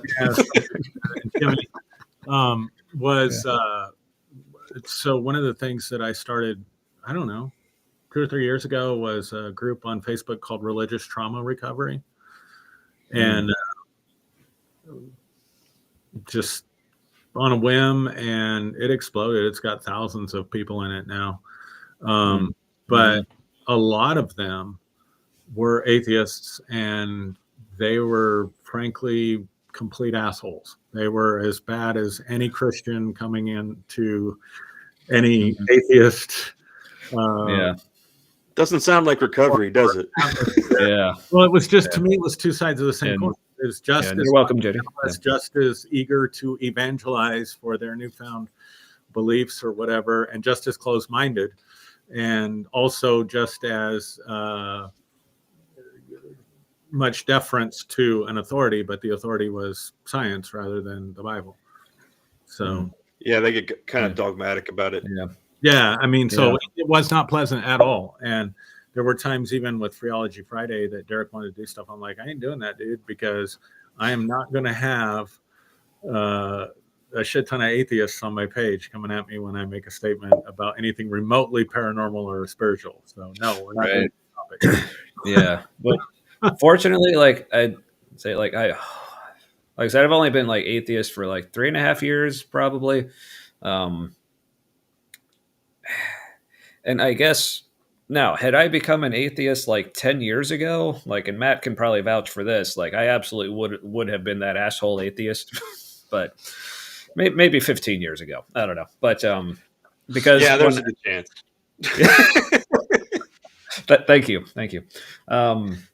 But yeah, but real quick, like I said, we usually have our like kind of at least semi-official like first drink, second drink segments, but like with tonight, like with the guest, so I guess maybe not necessarily like as far as the flow of the show is going, but like literally, I am on my second drink now. Okay. So I'm gonna go. I'm gonna go get mine while you all right. talk. Is that cool? Excellent. Yeah, absolutely. I will also, but mine's just over here. All right. Well, then I will just be here by myself explaining my drink. So yeah, this is Mad Tree. It's a local brewery here in Cincinnati where me and Matt are based. Rounding third, it's their baseball season beer for the Reds. Red IPA, like one of my favorite styles ever. And this might be my favorite beer made in the city. And we got a lot of good beer made here. So, yeah, Is it red because of rye in it, or is that a rye IPA? Those are different, right? Yeah, rye's everything. It's probably like the specific kind of like darker caramel malt, I think, is one of the main. Yeah. But so good. So good. It's honestly, it's my favorite thing about baseball season because, well, we have the Reds. So, but I think they may be above 500 now. But we'll see how long that lasts. The Reds have manic spurts of talent. Yeah, usually they usually happen like very early in the season, and then they come back way towards the end of the season when it's way too late and they're already out of it. And sometimes we'll have that like the whole season will just be manic excellence, and we go to the World Series. Yeah, that happened once when I was 7. Fuck. Yeah, that was such a big deal, man. Yeah, that was like opium for the masses in a conservative area in the Midwest. Colorado has a minor league team.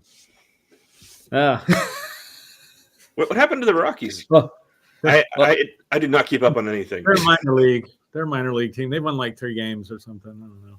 Really? Yeah, now I've been to a Rockies game like in Denver, and I will say one of the best views at a stadium I've ever had. Like it's not of the game, because actually from my seat, like we were way high up, like above right field. We were so high up because, like, I guess when they were measuring the angles for the seats and where the wall was, like, so like most of the game, I could not see the right fielder. Like there was a whole section of the field, but they actually had, and I appreciate they had it like cut out, like in the stadium, beautiful view of the Rockies. Mm-hmm. So like the Rocky Mountains, not the players, the Rockies, but the actual Rockies. Yeah, they are just dogs. Yeah, they're bad. I went to our other friend and other former guest of the show, Kif. If she's watching, she can probably relate. She used to live in Denver, but she just moved out to Arizona.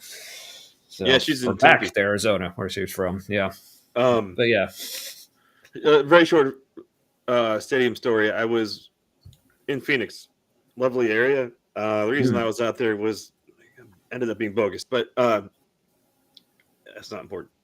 But we went to a Diamondback game out there, and they have a dome that is remote control, and they close it when it's just too damn hot because it's in Phoenix, and the whole thing's air conditioned. The whole production of the game was shit. Like the announcer took a pee break for like half an hour at one point. Like he just was gone. They did have a sponsor in the outfield bleacher area, and the sponsor was a pool company, and so they did have a small pool out there, and you could they raffled off seats in the pool for the game, which is kind of cool. But it's also air conditioned, so why does it matter so much? Yeah, it's the novelty of it. So that is one thing. Are a thing though; they're a whole deal. Yeah, that's what I will say. Like, as terrible as the Reds are, like the whole like going to a game, like the experience is actually still pretty fun. So, Yeah, partially because they usually have some rounding third on tap, so that's usually what gets me by.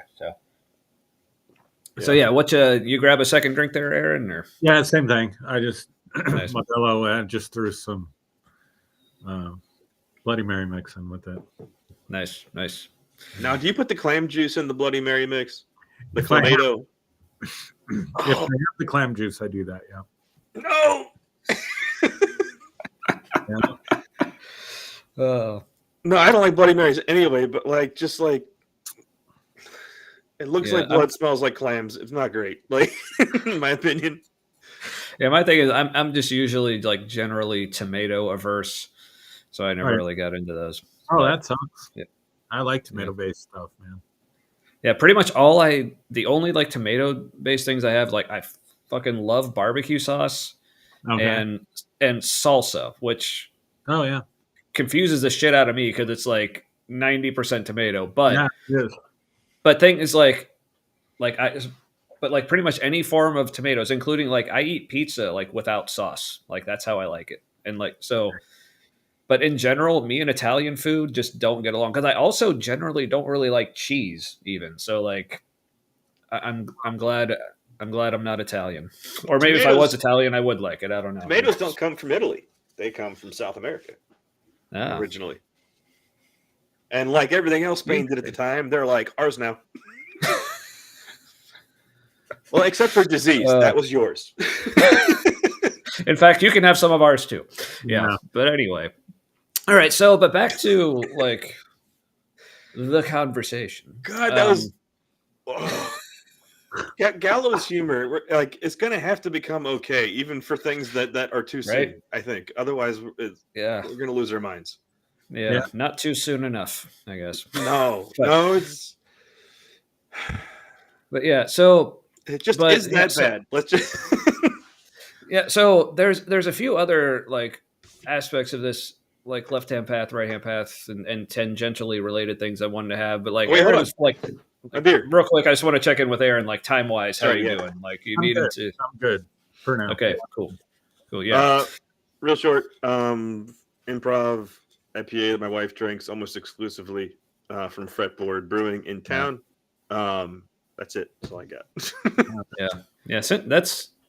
Cincinnati. We got a lot of good microbreweries going, but yeah. Okay. So first thing to talk about, like, back to like the whole conversation about like having spirituality and how like I don't really consider myself spiritual, but again, it depends on like how you define it. But I feel like even if you were to define it in terms of like what I actually do, I guess, like I said, this completely could just be like personal baggage I have with it, but I just don't find it a helpful term to describe like how I live. Like, so for instance, like, so I started seeing a therapist back in the fall.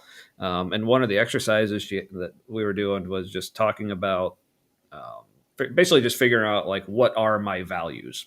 Like, and for one way to do it, like she pointed me to this website and it was this whole, like, basically in forms of like, almost like flashcard like thing, just a list of like all these different things where you first are like, okay, pick your top 15 of all these choices. And then it kept having you narrow them down till you got down to like 5 or 3 or whatever.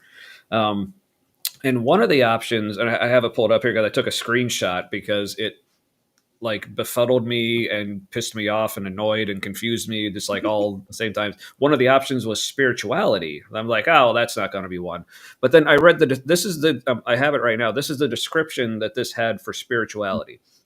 Appreciating the need to understand one's inner self and its relationship with the world. I'm like, I absolutely value that, but I don't understand like what the word spirituality has to do with that. So I remember like I didn't choose that one almost like out of spite. Like, even though like just based on that description, that is absolutely like one of my core values, but I just could not select spirituality as one of my like main values. But yeah, so yeah. So when I did my 3 days at the mental hospital, that was how they handle spirituality. And like there was a one of the group things, we didn't have to, in quotes, you don't have to go, but we'll just, ask you until you relent. But everybody who's there the first part of it doesn't want to do shit because there's like, I got my own bed and it's quiet. And I'm just gonna be in here. That's not how you get better. But that was the focus of their thing, even when they had not a pastor, what do you call it? Chaplain. They had a hospital chaplain there. And it was a greater awareness of your inner self and how you relate to what's outside of you. Which is kind of a secular greatest commandment exercise. So I looked up because I was citing the research from Columbia University. So Dr. Lisa Miller, who's led a lot of this research, I just looked it up. AI is a wonderful thing. Yeah. I've recently become friends with ChatGPT. If that's a thing. Yeah. It's an autistic thing. Define spirituality. So when they're saying spirituality provides an 80% protective layer or is 80% effective in treating, and you got to understand, there's no SSRI, there's no medication, there's no therapeutic intervention that comes close. Not even close. Probably 50 to 60% is as close as you can get with any other intervention. And most of them are lower than that, including cognitive behavioral therapy, which is kind of the go-to that everybody has for treating depression, at least from a counseling perspective. Which doesn't work very well for neurodivergent people, and there's a lot of neurodivergent people with mental health problems. Yeah, and it doesn't, and you're right. And a lot of my clients are neurodivergent, so I can appreciate that. Yeah, the way, like, I'm not super familiar with cognitive behavioral therapy, but like my therapist uses it's ACT, acceptance commitment therapy. That's kind of her main thing. And I remember, like, I saw someone describe like CBT, cognitive behavioral therapy, as essentially like gaslighting yourself. And she's like, yeah, kind of. I've applied some CBT principles to people before and had them say, you're gaslighting me. So, yeah. But here's how she defines spirit in that study. So this is what she's talking about when we're talking about that 8% benefit.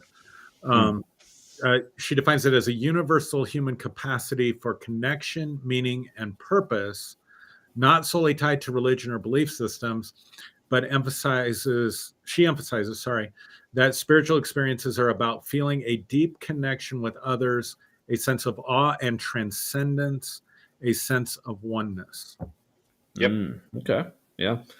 Yeah. Cause I mean, because like, I think that sounds like maybe a more like elaborate version of like what I just read there. But yeah, I mean, so like I said, like all that stuff, like, I track with, but I guess, so honestly, like I guess I'm glad to hear that that's the definition they were using. Cause I remember when you first mentioned that on like your show with Derek, I was like, you said like, oh yeah, people who don't have like some form of spirituality or like a much higher risk. I was like, shit, but well, yeah, because I've. Oh, sorry, Tommy, I didn't mean to cut you off. Sorry about that. Oh, that's okay. I mean, that's fine. It's what we do here. It's our vibe. No, just kidding. I want to hear what you have. I really want to hear what you have to say. Yeah, but I guess like, and again, just going back to like this much more like simpler version that I have here. Yeah, appreciating the need to understand one's inner self and relationship with the world. Like, it's like I feel like I'm able to like achieve that like through a basically completely like naturalistic lens. I consider myself naturalist. I guess like another term. Again, speaking of terms that I've been called mostly in derogatory senses, like materialist. But again, I'm not super familiar with like all the technical definitions of all these things. But I guess the reason I prefer like naturalist is because like I recognize like not all of what exists in reality is necessarily material. Like there's like other forms of things as well. I just feel like whatever it is, it's just natural. It's just, like there's there's for sure paranormal stuff that like we've experienced or we know other people have, and like we trust that like what they experienced was very abnormal. So there are things that happen. So but that doesn't mean it isn't natural. Right. Like that's a leap. Yeah, but I guess So apparently, the whole like cognitive behavioral therapy being gaslighting. Apparently, that's a thing. So Yeah, like no, if you have anxiety problems and you're like, I'm freaking out, and you're freaking out because like you don't feel safe in your head, which is kind of the only place that matters. yeah, And like CBT is a lot of application in your own life is kind of like reminding yourself that you're safe, which like kind of works because you're physically safe, but not here you're safe. Like, you know what I mean? Like and that's the problem is because that's not real. And yet it persists. yeah, right. But I guess like on like these definitions of like what it means to be spiritual, like so I guess that's kind of like what made me feel relieved. It's like, because I feel like I am able to achieve like those like senses of like connections and like whatever I kind of define as purpose, because I've also realized I'm probably also like pretty nihilistic when it comes to that kind of stuff too. Just meaning like, but I've discovered the term optimistic nihilism, which apparently in like official philosophical circles is kind of viewed as like not really a thing. But I'm also like, fuck that. I mean, it makes sense to me, so whatever. But basically, like just recognizing or realizing, believing, whatever you want to say, like that there is no like grand, like what I like to say, like big P purpose or big M meaning, anything, but that means that I can just like make my own or find my own or whatever. So I guess I'm still able to find all those like, connections and sense of purpose and meaning and values and all these things without believing in things like a spirit or so. Like I also like, it's like, again, like I'm not saying like I know for certain we don't have a soul. I'm just like not convinced I have a soul. And I guess at this point, like I'm not willing to live my life like banking on having one. I'm just like, yeah, that was. Let me ask you a question. What is the difference for you? How does that, whether you have a soul or don't have a soul, how does that make a difference in how you choose to live? I mean, important. I'm just wondering how it makes a difference. Yeah, really, I guess only in the sense of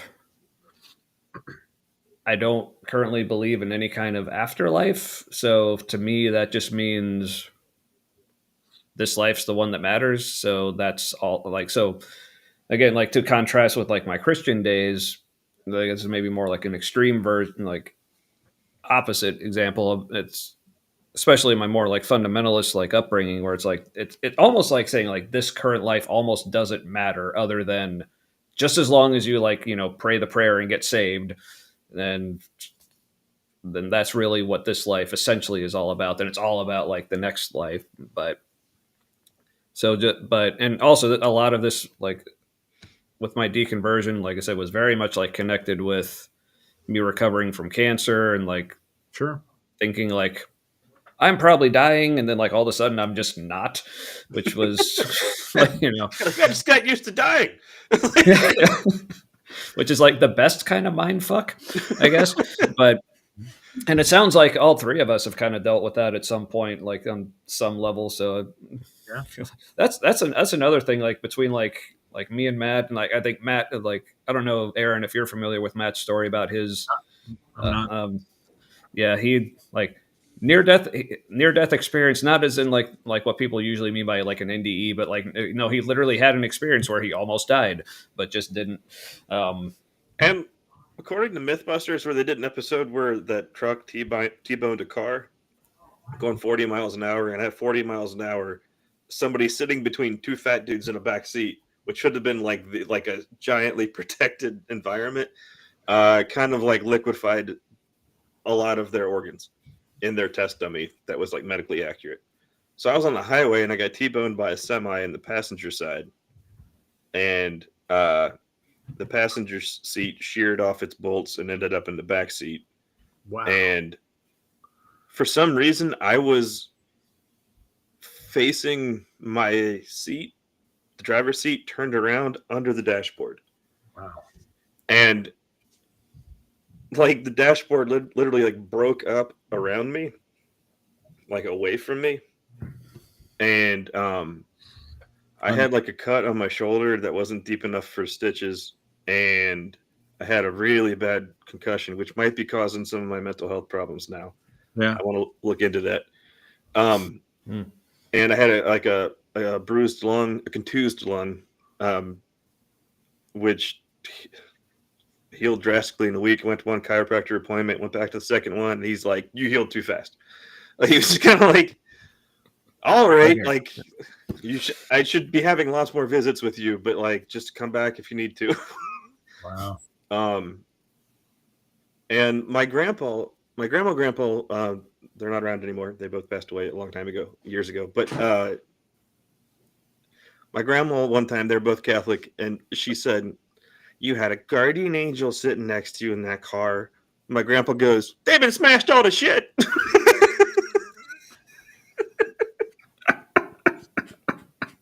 And then he starts cracking up because it was such a terrible joke.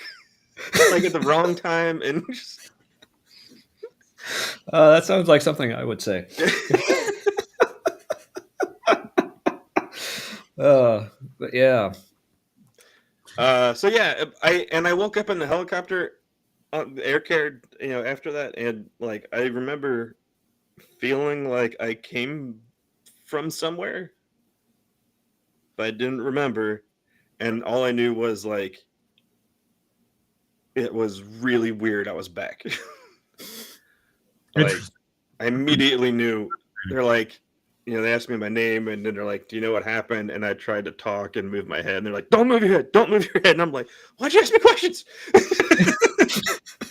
And yeah, maybe start with "Don't move your head." Yeah.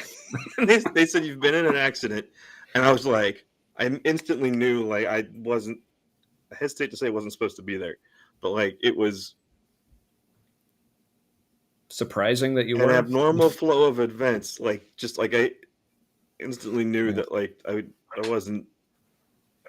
Science says I shouldn't be here. That kind of feeling. Yeah. And yeah. Yep. I don't know why I was under the dashboard. I don't know if I realized I couldn't.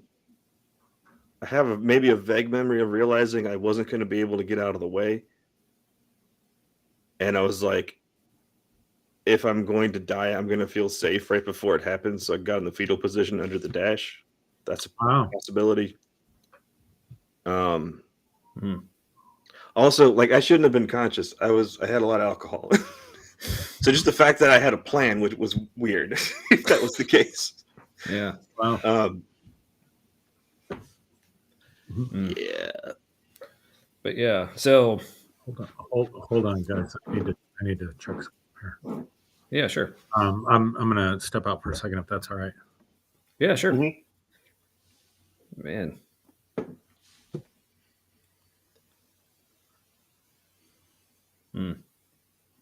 Maybe it was aliens. Oh, man.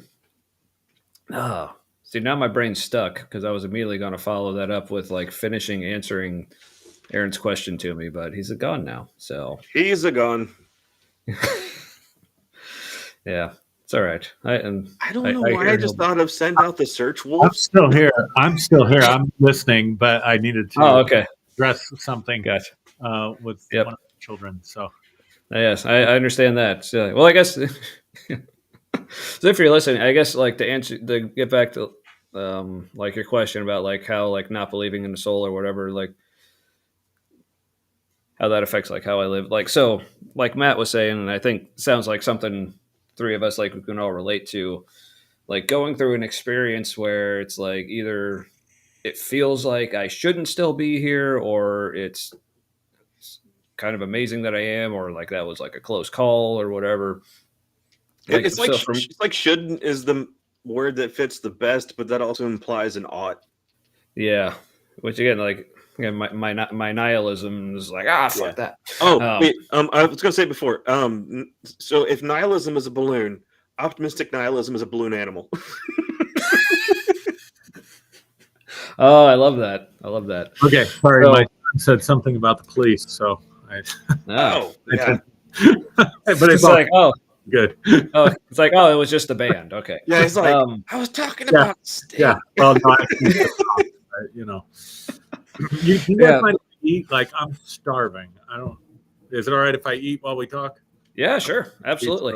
Like, all right. yeah, go ahead. Yeah, man.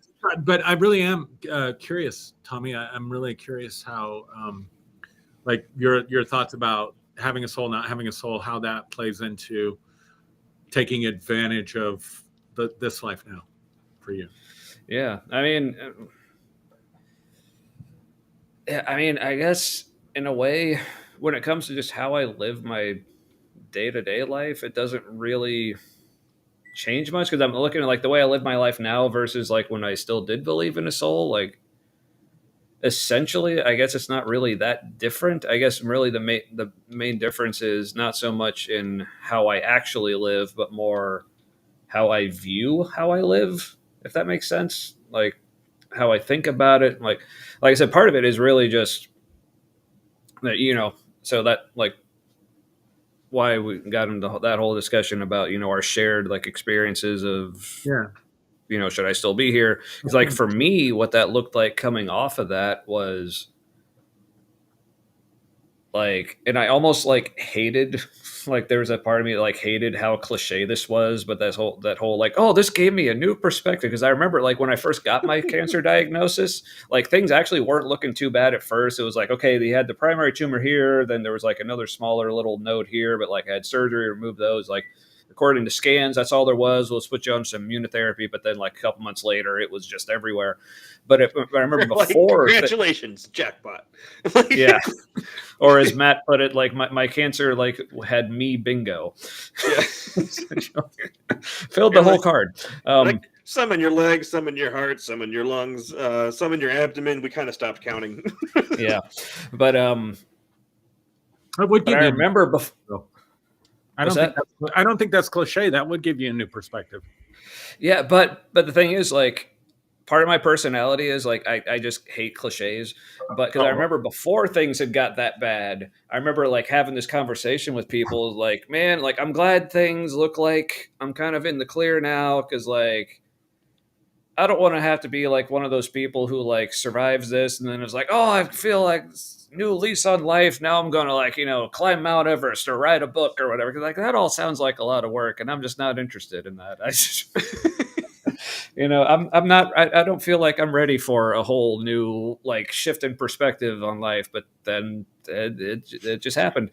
And you start looking around like the rest of your life and going, I'm not so sure about this. Yeah, but it's... What would a mulligan look like? But I guess because this is actually something I'm so in a way like, well, I guess in several ways I'm glad you asked this, because like first, hey, I get to talk about me more, which I always love. But also this was something I was thinking about like a while ago in the conversation, like getting back to the whole like left-hand path kind of stuff, and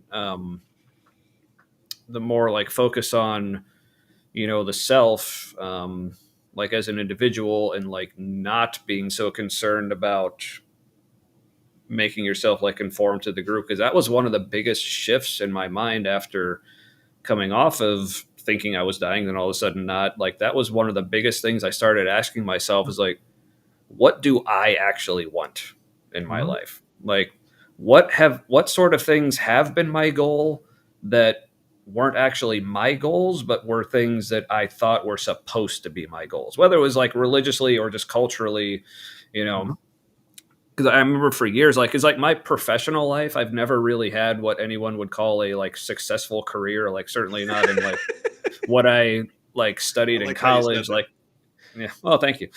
Like the job I have now, it's like my favorite job I've ever had, but it's not the best paying. It has absolutely nothing with what I studied in college. Like it, like or any of your interest, really. Yeah. Other than it's so like non-stressful, and that I can literally just like while I'm working, I can just like listen to podcasts or watch YouTube in the background or whatever. It's like, but anyway, so like before, like pre-cancer me would have viewed this current job I have like as a form of failure. Because I'm like, this is not reaching my full potential. But then like post cancer me is like, hey, okay, but it's not stressing me out. Like it's not controlling my life. It's not prohibiting me from like a lot of other things that I really do find important. So yeah, so I guess to kind of answer your question, I guess I don't really know if I necessarily have an answer, because I guess I don't. But I'm glad you asked, because now I maybe will start to try to think of this more, because I think it's an interesting question. But I guess I never really thought about. Well, now I don't. I no longer think I have a soul, and this is how I view life differently. Like it's really just it's really just the fact that okay, I'm not banking on an afterlife, so I'm just going to make sure that. So man, now the more I think about it, now I think I'm realizing more ways that it has.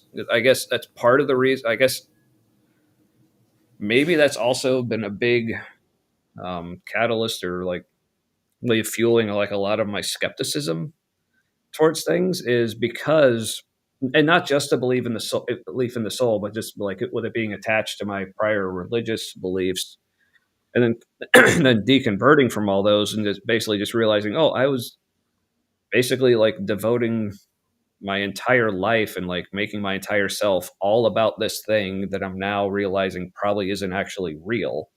So now I'm like, I don't want that to happen again. Again, specifically realizing, okay, especially if this is the only life I have, like if I'm going to be devoting my life to something, I want to be pretty damn sure it's actually real. I think that's, one of the biggest things for me. Would you say there's some fear in the idea of a soul, or signing on to anything that has similar terminology or similar components to what you used to believe that it might, like, do you fear slipping back into old patterns of mindset that like are damaging? That because I've had feelings like that where I know there were good aspects, like positive aspects of being a Christian, being the spiritual warfare stuff. I think it just had like a real wacky story around it. But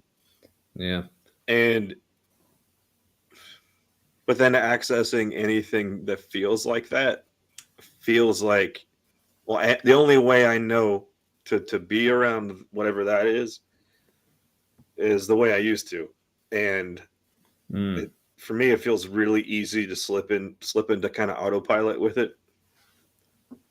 Because for me, what comes with that is like group conformity, and like the story being the access to those relationships. Yeah. I guess like, so as much as I love like the direction you were taking, like you had a lot of good thoughts there. But I feel like, and then I didn't. I feel like my answer is like maybe a bit of a letdown. Like, no, it's not really that. It's really, I think more than anything, it's like if I'm afraid of anything, it's being wrong. If I'm completely honest. Oh no, I get that. Yeah. Because like I said, like throughout my life, I've changed my mind like so often. And what's the danger of being wrong? That's what I was going to ask. Yeah. I think this might also be related to like whatever kind of like neurodivergence, particularly like demand avoidance. Like, well, if I'm wrong, that means I got to figure something else out, and that's work. But yeah. Right, but that's work towards something, but probably better. So like, and this is also because I'm trying to understand it for me too. But you were the one I could direct a question to, and you're not me, and I don't have an answer. So what's your answer?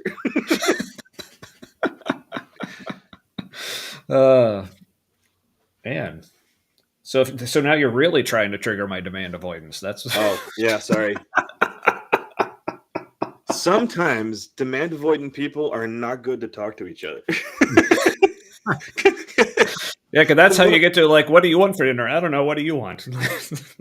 Well, that, and often our defense mechanisms are to make demands of another person.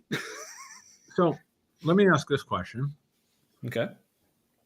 You both, I think, both refer to yourselves as neurodivergent. Am I correct in that? Mhm. I heard correctly? Yeah. Yes. So I would think that religion would be particularly, I don't know. I'm just wondering, what was the religious experience like for you guys? And how do you think your neurodivergency might have influenced or impacted the quality of that experience? Yeah. I'll say that I noticed. So I'm all but diagnosed autistic. I diagnosed ADHD, but my son has both ADHD and autistic, and Mhm. I like check all the boxes. So being in the spiritual warfare group thing at the giant man camp experience and all that, that was social interaction that had rules to it. And there was a template to fall back on during like prayer / not, don't call them counseling sessions with people Yep. who came in for that. And so that was something that really was able to connect me to other people, because there was very little up to me. Mhm. It's like I just fit in there, follow kind of the rules of the road, and I have these acquaintances and friendships, and it was a giant deal. And losing that, because it wasn't even because I thought it wasn't because I wasn't a Christian anymore, because they really didn't ask me that when I tried to do it again. The problem was that, like, I stopped thinking homosexuality was a sin. Now, really, I just decided being queer at all was not a sin. But they could only talk about the homosexuality because they had just gotten comfortable with that word. Right. Yeah. And Don't bring so up the other letters. Yeah. for me, it facilitated things I with mean, my neurodivergency, and it really helped. In other ways, I couldn't be my neurodivergent self, because when I tried to let it, because I had to like try to let it out, because I masked mhm. just constantly, and I didn't know I was. Uh, Mhm. and whenever I tried to let it out, it was always a different way of looking at things. And so if I was exploring anything about who I was or about these other things, I had to do it through kind of the spiritual language lens. Mhm. Um, and still, if it didn't really fit the mold, I got redirected. That kind of like circular, it's like emotional circular logic. It's like a emotional circular experience, where it's like, hey, we're not going to so much bury it as we're going to move this way. So let me ask you this part of the question. Oh yeah, hold on. I will say that when that also made it extremely hard when I left, because all of the skills I had for community that I had built up were faith dependent, and like that environment dependent. So it was real rough. So it was like really a double-edged sword, which makes sense because that's all in the terminology. I'm wondering, like, as far as like the morals of it, or, I mean, that's really great what you said. This is in addition to. I'm not saying. Oh no, I get it. The way that came out, I didn't like how that Mhm. came out. It's not like, no, I was really wondering this. I'm also You're right. also wondering because with my understanding of neurodivergent experience, sometimes the brain won't let something go. Mhm. You get Yeah. I don't know, fixated. It's the right term. Doesn't feel right, but It's a bit like that. Yeah. ruminating perhaps Yes. on something, Mhm. and you can get the brain to stop ruminating on something, Right. particularly mistakes. And so I'm just wondering, this idea of, God watching over you and seeing everything that you're doing and having to stand before the judgment seat of Christ, did that ever create a problem for you, or was that not part of the paradigm that you were part of? I think that the never being good enough was always in there being the child of an alcoholic and a codependent family. Mhm. Like that was already in there. Mhm. So I had a home for it. I had a use for it, not really even knowing that it was there because it was normal. Mhm. The ruminating though, that whole like dog with a bone kind of Yeah. pattern. Apologetics became that for me briefly, just because, Interesting. and like the whole pursuit of God while I was deconstructing, but didn't realize I was initially. That pursuit of God, like that kind of laser focus, um, that that sometimes it was difficult because I would, with current events. I fixate on current events right now, but it can be hard. You get used to things faster, and you adapt and integrate things sometimes faster. But it is uh, it's kind of like the cocaine fueled version of adapting, Mhm. where you're like, oh, there's a lot at once, and like finding out earlier today that like it really looks like the prison in El Salvador is a death camp, and it's full, and they're still accepting people. Where are they going? And it's like, oh, it really looks like they're just not going anywhere anymore once they get there. And either I'm in some emotional denial about that right now, or it's like, no, that is as bad as it is. Mhm. And can't stop it quickly.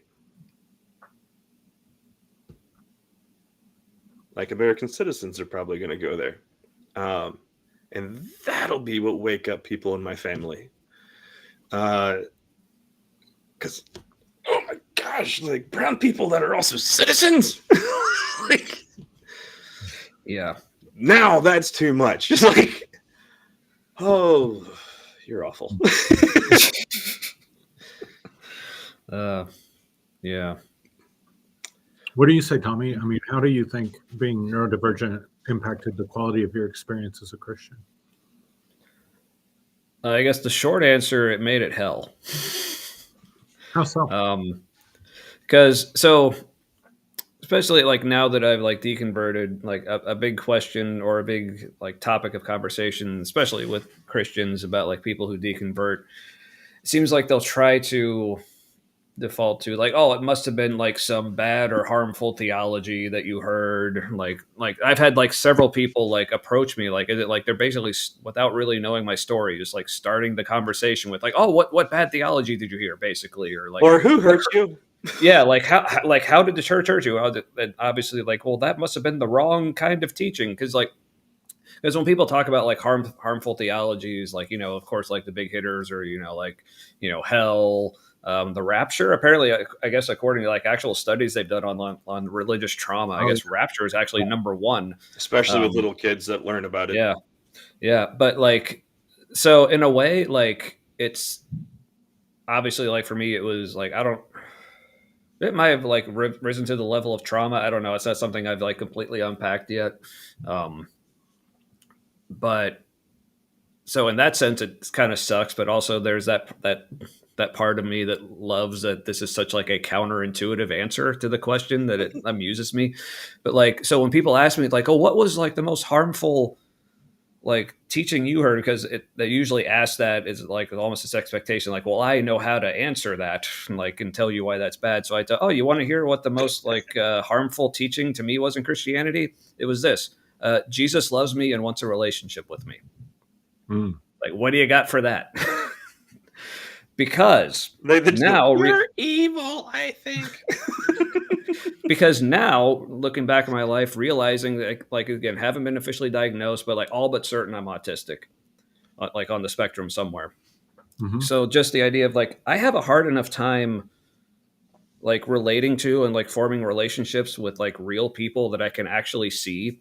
But now you're telling me I need to form this relationship with this being that I can't see and I may or may not actually hear from. And if I don't, I'm going to hell. That makes a lot of sense. And it doesn't even feel like Jesus doesn't totally feel like a fully formed idea in the Gospels either. So like even in an autistic way, trying to connect with Jesus as a concept or an idea, like that's also hard because there's not a lot to work with. Yeah. Now, fortunately, like I said, like with the church environment I grew up in, like we had our version of Jesus, so it was like so I at least had this. Okay, well, here's who Jesus is. Like, absolutely, because of course he is. I don't know why, but I pictured your church's version of Jesus like as like a Miss America contestant with a sash. I mean, that makes sense in a weird way, but Jesus, what's your answer? What would you do if you had all the power for one day? I would die.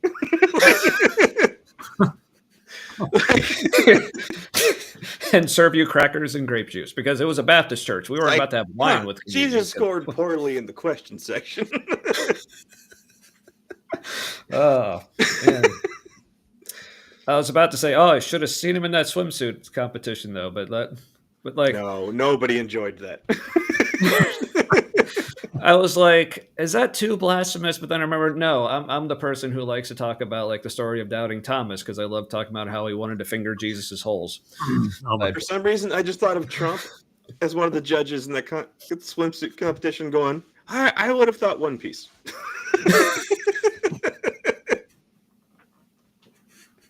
So I don't know a good way to bring this back. So I'm just gonna just right. No, that's why it's funny. And that also is there's a lot of comedians who are autistic, especially the ones who say the worst things on stage. Oh yeah, because they're like, this is so wrong, and I also don't care. Yeah, but anyway, but back to like. Also, real quick, Aaron, like I'm just curious, like, are you like neurodivergent in any way? Do you like? It's possible. I might have some ADHD going on. Probably do. I have some executive functioning issues for sure. Yeah, like I said, just curious. But you get something. Us, so that's. Oh yeah, no, I definitely get you. I have a son that's on the spectrum, so, and I have another son that's got ADHD, so, and a lot of my clients at the college are also on the spectrum. So. Yeah, we're good money. Well, I get paid the same either way when I'm working. So, Right. Well, that's good. Yeah. But anyway, so whether they show up or not, I get paid the same. So. Yeah, nice. Which is good because the ADHDers won't show up sometimes. Very real. That's kind of our thing. Yeah. Well, I guess it depends. But anyway, as far as like the how like neurodivergence like affected my faith, something I heard recently. There's this podcast. It's called Christianity on the Spectrum. It's this guy who's autistic and he's Christian. But I first heard about him. He was being interviewed on Matt knows Dr. Kip Davis. I don't know if you're familiar with him, Aaron. He's primarily he's like an ancient Hebrew like biblical scholar, like a Dead Sea Scrolls expert, as in like he's like one of the few people in the world who have actually like had hands on the Dead Sea Scrolls, or I guess not, or at least I know. Anyway, yeah, but he also is and very much looks like an aging snowboarder. Yeah. Very much. But anyway, and it was I don't really know why he had this guy on his channel, because that's not at all like his usual content. Like his usual content is like talking about like ancient, like specifically like Old Testament, like biblical scholarship. But then he just had this episode where he had this guy from Christianity on the Spectrum who he himself is a Christian, like with autism, but I guess his podcast is one of the main things he explores is why. And apparently this actually is a trend where like a lot of autistic people tend to leave Christianity. And I guess there are a lot, they've done like with studies, like there are a lot of very like kind of like predictable like reasons why. And I remember listening to this guy talk about it, it's like, it sounds like he's telling my testimony basically right now. He says like, cause he says one of the things is that you'll see with a lot of autistic people, like while they're in Christianity, they will be super into apologetics, which I was. But then it's like, but then one of the things for autistic people is, I guess, maybe more than like more neurotypical people, like we're especially sensitive, as in like averse to like cognitive dissonance. Because he says like we're a lot of neurotypical people, if they come to something in apologetics where whether it's like the problem of evil or whatever it is, they're a lot more comfortable with just saying, "Oh, I guess it's just a mystery." But like with autistic people, we're like, bullshit. no, because. But then I'm also realizing this was like exacerbated again by my experience of like going through stage 4 cancer, thinking I was dying, and so honestly, like I'm kind of wondering if like which like whether it was going through cancer or my autism, like which one really contributed more, like or if one of those was taken away, if I still would have deconverted. But I think obviously with the two in combination, because basically where I was like coming off of cancer, like I was like basically, you know, my entire world was just like shaken, like turned upside down, all the metaphors. So I was just looking for something solid to like to grasp onto, like to have any sort of reassurance. And like I said, at that point, I had like very like heavily deconstructed. I was, and I remember I was having a lot of conversations in, there was a Facebook group associated with friend Derek's old podcast, Heretic Happy Hour. And they had a Facebook group that was all about like, you know, Christian deconstruction. But it got to the point where like, I'm hearing all these different views about God and Jesus and the Bible and faith and all this stuff. But then the more I'd become very comfortable with certain like more like progressive like ideas. So I guess like for one issue in particular, like if you're familiar with Greg Boyd, Aaron, like his cross-centered hermeneutic, essentially like it's this was largely a way for him to deal with specifically like more in the Old Testament, like the more like violent depictions of God, and him like ordering like the genocides and all the trigger words that would get us demonetized if we were actually monetized on YouTube. But so his thing is like based on like certain verses you could read and interpret, essentially like what he came down to with, okay, the clearest picture of God we have is Jesus, and more specifically Jesus on the cross. Yeah. So that just completely like self-sacrificial, self-emptying, all loving, all compassionate, you know, all unifying, whatever. So basically very right-hand path. Yeah. Yeah. So but can you be all loving if you're self-emptying? No, I'm familiar with Greg's work. Yeah. And some people. Yeah. So basically his point was, okay, if there's any picture of God in the Bible that doesn't look like that, then it's just at best foggy or inaccurate or just outright wrong. I was like, oh, okay. Like that sounded good to me, you know? So like, but then the more I'm thinking about it, I was like, well, how do we know, like, if we're already if we're at the place where we're just admitting certain depictions of God in the Bible are wrong, how do we know that the Jesus one is right? Is it just because that's the one we like better? So I was like, well, how do we know that like the more violent depictions of God, like in the Old Testament stuff, like, is that the correct one? Or like how, and then maybe like the Jesus stuff got it wrong. Like, because first of all, like that seemed like if you're like if I'm a betting man, it's like, I'm going to definitely like want to err towards the side of trying to appease the God that seems a lot more angry and pissed off, you know, like that's the one I don't want to anger. But so I just started like whether it was that issue or like so many others, like just asking all these more like progressive deconstructing Christians, okay, well, how do you know that this is right? Like, how do you know that the Jesus version of God is right? How do you know that universalism is true? How do you know that like all, and basically like short version is like, none of them actually knew. They said, well, this is what I choose to believe. And I'm like, okay, then how am I supposed to differentiate this from just thoughts that are already in your head that you're bringing to the Bible? And like, so coming that real, like, oh, it really is like what the more like fundamentalist Christians, like their critique of progressive Christianity, like you literally are making a God in your own image. So I'm like, okay, fine, which I'm glad that this is the image of God that you're making, is like the nice, friendly, loving one. But it's like, I kind of want to know what's actually real, especially if, like, this is one of the things that like blows my mind. So Aaron, you're probably familiar with this concept in Christianity. There's these things that Christians will say, okay, well, these are like the core, like unquestionable values, but then there's all like the peripheral issues that like we're like free to disagree on or whatever. Is it like mutual facts or something? Or there's like, or they'll say like, well, we major on the majors and minor on the minors, and like, but to me, like, it seems like language. Yeah. One of the things that Christians kind of seem to be comfortable with like ambiguity on is basically the question of like whether or not you can lose your salvation. And they're like, oh, it's fine. Some Christians think you can, some think you can't. I'm like, shouldn't like you want to have that nailed down? Like, that seems pretty important. Shouldn't Jesus have touched on that in the writings somewhere? So it basically, and I found out this is a very common thing for autistic people, is it's like you said, like, we really like, it's almost like we're just like a shark, like intensity, just like honing, like, no, like what's happening here, like what's really going on, what is real, like, because there's blood in the water, destroy it.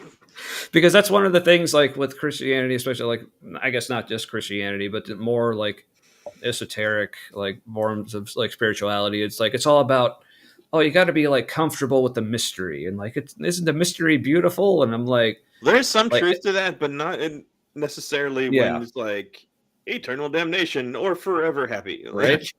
Because again, like, especially at that point in my life where I was like, okay, I just survived stage 4 cancer. I'm just trying to figure out what the fuck is actually going on. I just want something, and everyone's telling me, oh, isn't the mystery beautiful? Like, fuck no, it's not beautiful. It's like I'm drowning here, and you're only throwing me metaphorical life preservers instead of an actual fucking life preserver. But so see that. So thanks. Just you're welcome.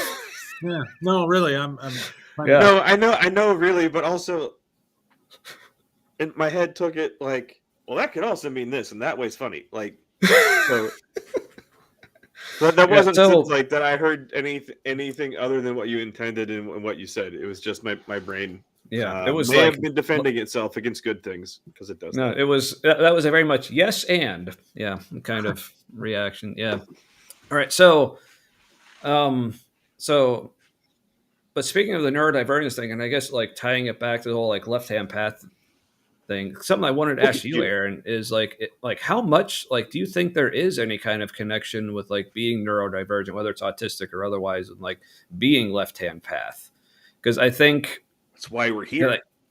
Because I think that for me, that like, I think that's part of why like left-hand path seems to like identify with me so much, is like, whether it's because of my neurodivergence or not, but just like how much it seems to connect with my, whether you want to call it like feeling like the need to be different, or just recognizing that I just am different whether I want to or not. Like, so is that making sense to you? Like, any kind of connection there you're seeing? Perfect. It makes perfect sense. I've never thought about it before. But it that does make a lot of sense, because there's a reason that we use the terms neurotypical and neurodivergent, right? Mm-hmm. It does correlate, because in right-hand path, left-hand path ways of thinking, the right-hand path is the right way. It's the typical way. It's the way we're all going. It's, of course, this is how it is. Why would you even question? Mm-hmm. The mystery is beautiful, and right. Thinking back on it, like, I guess whether it was like speaking like my religious or spiritual life or family life or all kinds of things, I guess looking back on it, like, I guess I never really, or at least a lot of times, it was hard for me to feel like a natural connection with like not just individual people, but just whether it was like, I would see things like certain like members of like my extended family, like literally like getting like tattoos of like or like our family name, and I'm like, Okay. I'm like that kind of connect. I mean, I mean, it's like I love my family. I feel a part of it, but like having that level of connection, like I never felt that, or being like, I was about to say, like, never really felt much like civic pride in my hometown. But if anyone's familiar with my hometown of Springfield, Ohio, not having much civic pride makes sense. But but it's not like what. Unfortunately, we kind of became infamous during the presidential campaign for like the immigrants like eating the cats and eating the dogs. Like, okay, that wasn't actually happening. So it's like I'm not talking about for those reasons. Like, there's plenty of other reasons to not be proud of Springfield. Like, that's not.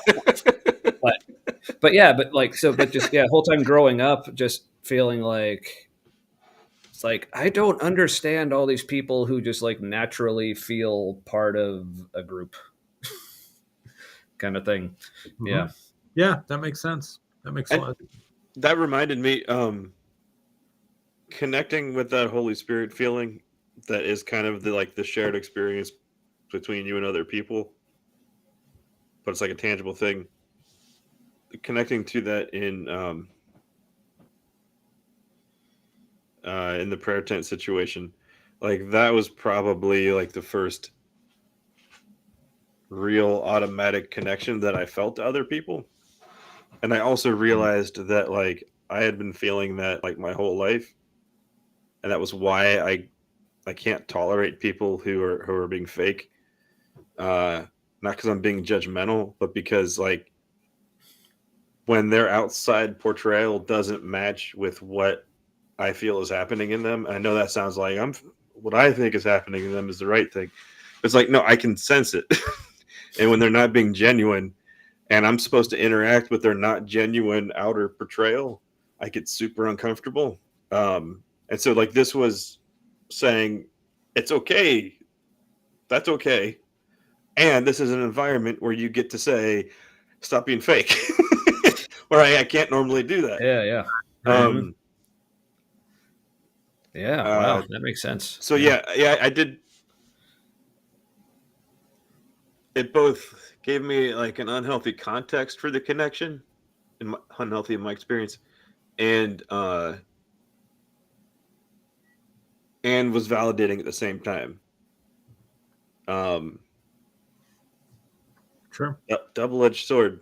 It's still a sword. Like, Right. Still cuts both ways. It's like, can we just not cut people?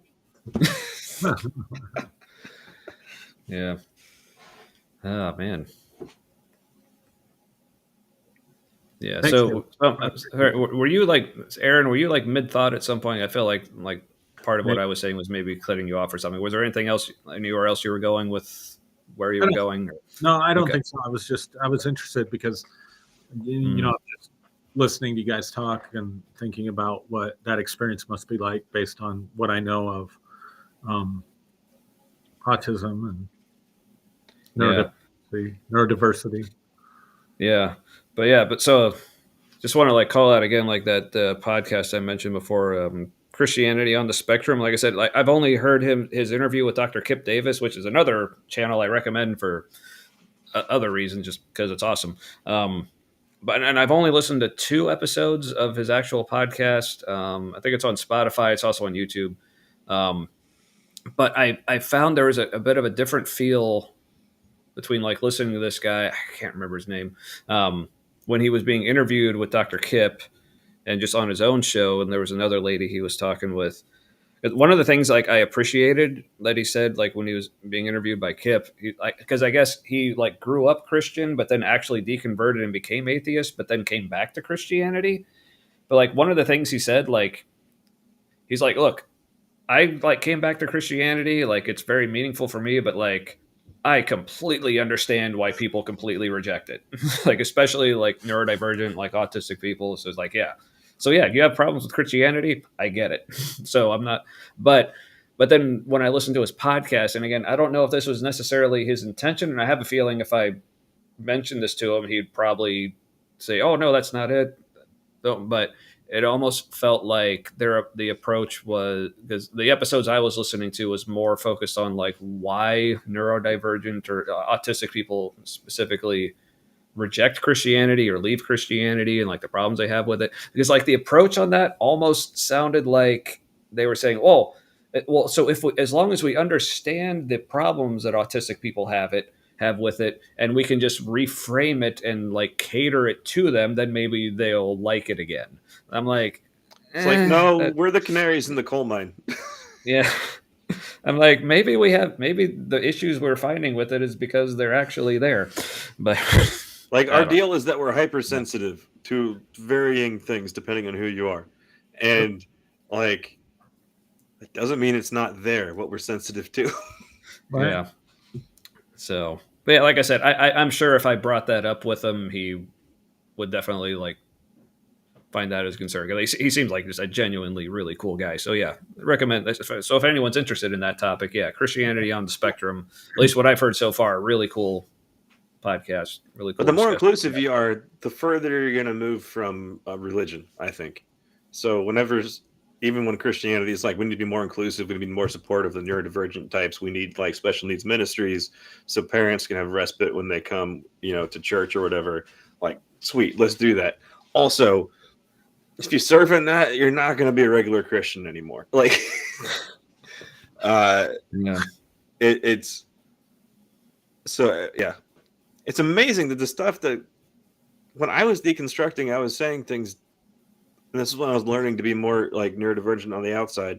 And I was saying things and people were like telling me later that like I was like a big spiritual influence on them sharing these things. Meanwhile, my faith was falling apart. But like it was getting them closer to God. And now in retrospect, I'm like, it's gonna be a wild ride if you continue that direction. I mean, do it, but it's not going where you think it's going. Like you're gonna find what you're looking for, but it isn't what you thought would be there. Yeah, seek and you shall find. Yeah, yeah. But don't seek too far. Don't deconstruct too far. All that. Oh yeah, that was like something else that I was thinking of, Aaron, when I was listening to your one of your videos you were doing about left-hand path stuff and about deconstruction, and because that was you talk about like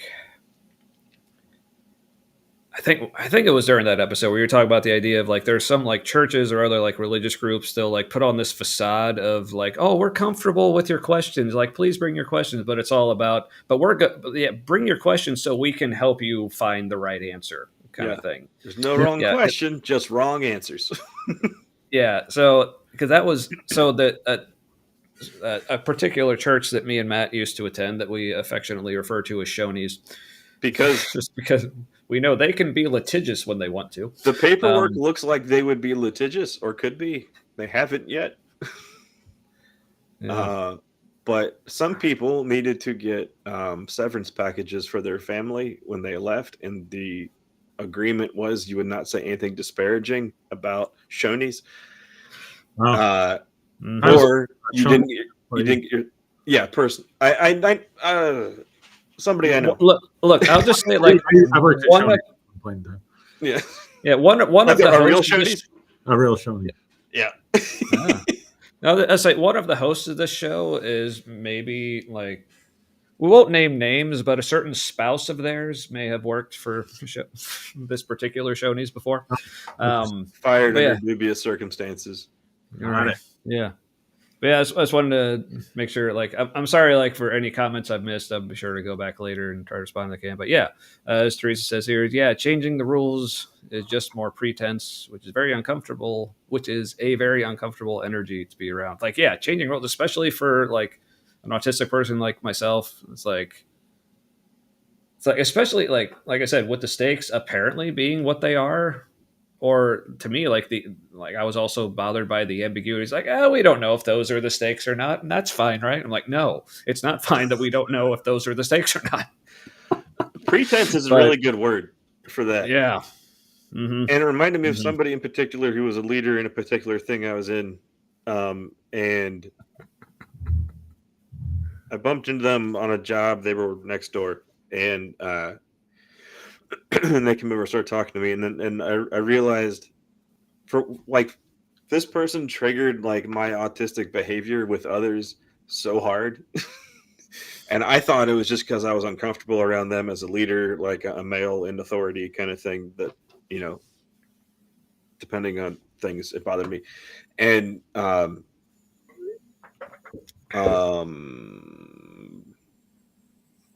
that word pretense puts, like, this person seemed to be all pretense. Where I knew what was on the outside wasn't genuine, but I had no sense of what was going on internally in this person. And when I did, it wasn't great. But like, usually I didn't get anything. And that was disturbing. And it was like all pretense. Wow. But they railed against religion, the spirit of religion. But like they seem to be like mostly the spirit of religion. Yeah. Plus, it always like I guess not always, but more recently, like amused me. Like, I don't know, Aaron, if you've like heard people use the term like, "Oh, the spirit of religion." It's like it amuses me. It amuses me how actually like very religious that statement is. Like only religious people say a spirit of religion, but yeah. Anyway, all right. Well, so all I know is it isn't us. So I felt like I was going somewhere before I went to Teresa's comments about like the pretense, but I don't remember where I was. So if anyone else does, that not, yeah, because honestly, like, yeah. All right, so I'm at the point right now where I feel like I'm either done or I'm gonna go another hour. So yeah, I'm probably gonna have to bow out before we go another hour. So that might be a good place to wrap it up. But yeah, man, lots of cool stuff. Even though, like, I guess we weren't. We talk a good deal about the whole like left hand, right hand pat stuff, but I guess a lot more of the show was like kind of veered off topic than I maybe initially anticipated, but it was still good. So maybe my anticipations need to rethink themselves. But yeah, I enjoyed it very much. So thank you guys for having me once again. Appreciate it. I mean, we'll probably have to do it again because, like, man, there's so many things like I would love to talk with you about because, like, I will say, like, so again, to bring it back to me,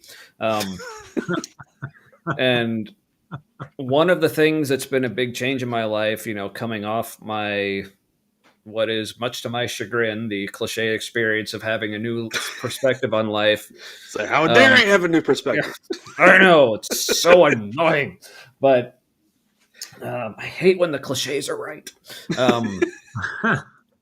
So one of the things that's kind of shifted in me is like valuing like the kind of people I have in my life. And because like it used to be more of a mix, but I at least like long form, like, no, it's really important to like have people who are more like me and think the same way I do and have the same interests. But then going through life, like just through various combinations of whether it was my neurodivergence or just I tend to have particularly niche interests. I mean, like just speaking of the music I'm into, and telling me what's that?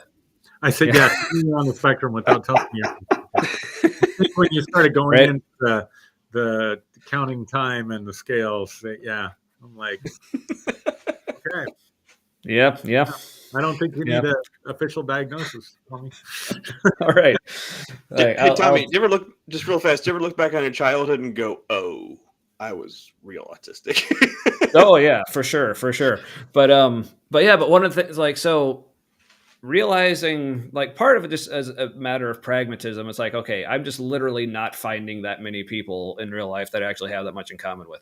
So partially that, but also just like, again, just having this new perspective, just being like, what I really found valuable is not necessarily people who are like the way I am, but people who allow me to just be who I am around them anyway. And like, Aaron, you're definitely someone that falls into that category. I think that's one of the reasons like why me and Matt are so close, but also you're in like a new category for me that is like, again, for most of my life where like disagreement was like catastrophic to like any sort of like relationship. But so So this is Or like at a new least it was viewed category. that way. Yeah.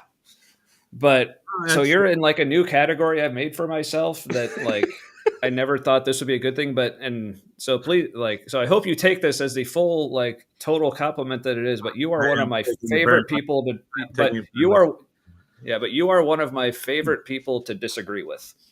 Awesome. I love it. So I'm so glad to hear that. No, really, because yeah, that's very meaningful to me because and that's true. Just to bring it back around, right? That's true to a left-hand path practice. Is uh, I can't say I want to fully express myself authentically and then not give you the freedom to fully express yourself authentically. And and I think we make too much of who's right and who's wrong, and we don't really, relationships have to be able to get past that. So right. that's a huge compliment to me. Thank you so much for sharing that with me. Yeah. And I'm glad you feel that way. Yeah, and I'd say thanks for being that way because, like I said, there's so many things I want to talk to you about, like things that, like, obviously, there's things that you and me like see differently on, but like, Mm-hmm. and I'm maybe more skeptical of like some of the way that you see things, but it's more like I want to talk to you, like not just because I want to like argue with, but like I just have so many questions on like because like part of it is like a lot of the things you talk about. It's not so much that I feel like, oh, this is wrong. It's like I just feel like I don't really understand as much. So I feel like, yeah. Yeah. So, Cool. Yeah. Anytime. Anytime, man. Just hit me up. Love it. I love it. Yeah, we'll do. Yeah. All right. Well, but yeah, as far as like if anyone like has any closing thoughts, like I said, I got linked Aaron's YouTube page in the description. Or Aaron, like if there's any, I know you like there's several like shows and live streams you do. So if there's if you want to like mention to the folks, like if they want to hear more from you, where can they find you? Yeah, sure. Mostly on Facebook. You can find me on YouTube as well. I do live streams on Sunday morning. It's an old preacher habit, I guess. Yeah. And Well, then, and I can watch them because I don't go to church anymore, so I'm free. So it's yeah. Yeah, that's true. I guess if I was trying to reach a broader audience, I'd need to schedule it at a different time, huh? Yeah. Well, you're hitting the people who are like, I got to do something because it's the day. And yeah. Well, plus, I mean, like to like if you another show you're on, like there's people who are available on Friday nights might be able to find you somewhere. So Yep. I was going to bring that up. Phreology Friday, which maybe morphing into something else, but Derek Day and myself. So yeah, we're kicking around some different ideas, wondering if that's about run its course. But we're still going to collaborate with stuff in the future. Maybe focus more on Gnosticism and Gnostic Christianity. interesting. And but that's still in the works. So as for now, you can catch myself and Derek Day on Fridays from, let's see, what time is that? 7:00 Eastern time.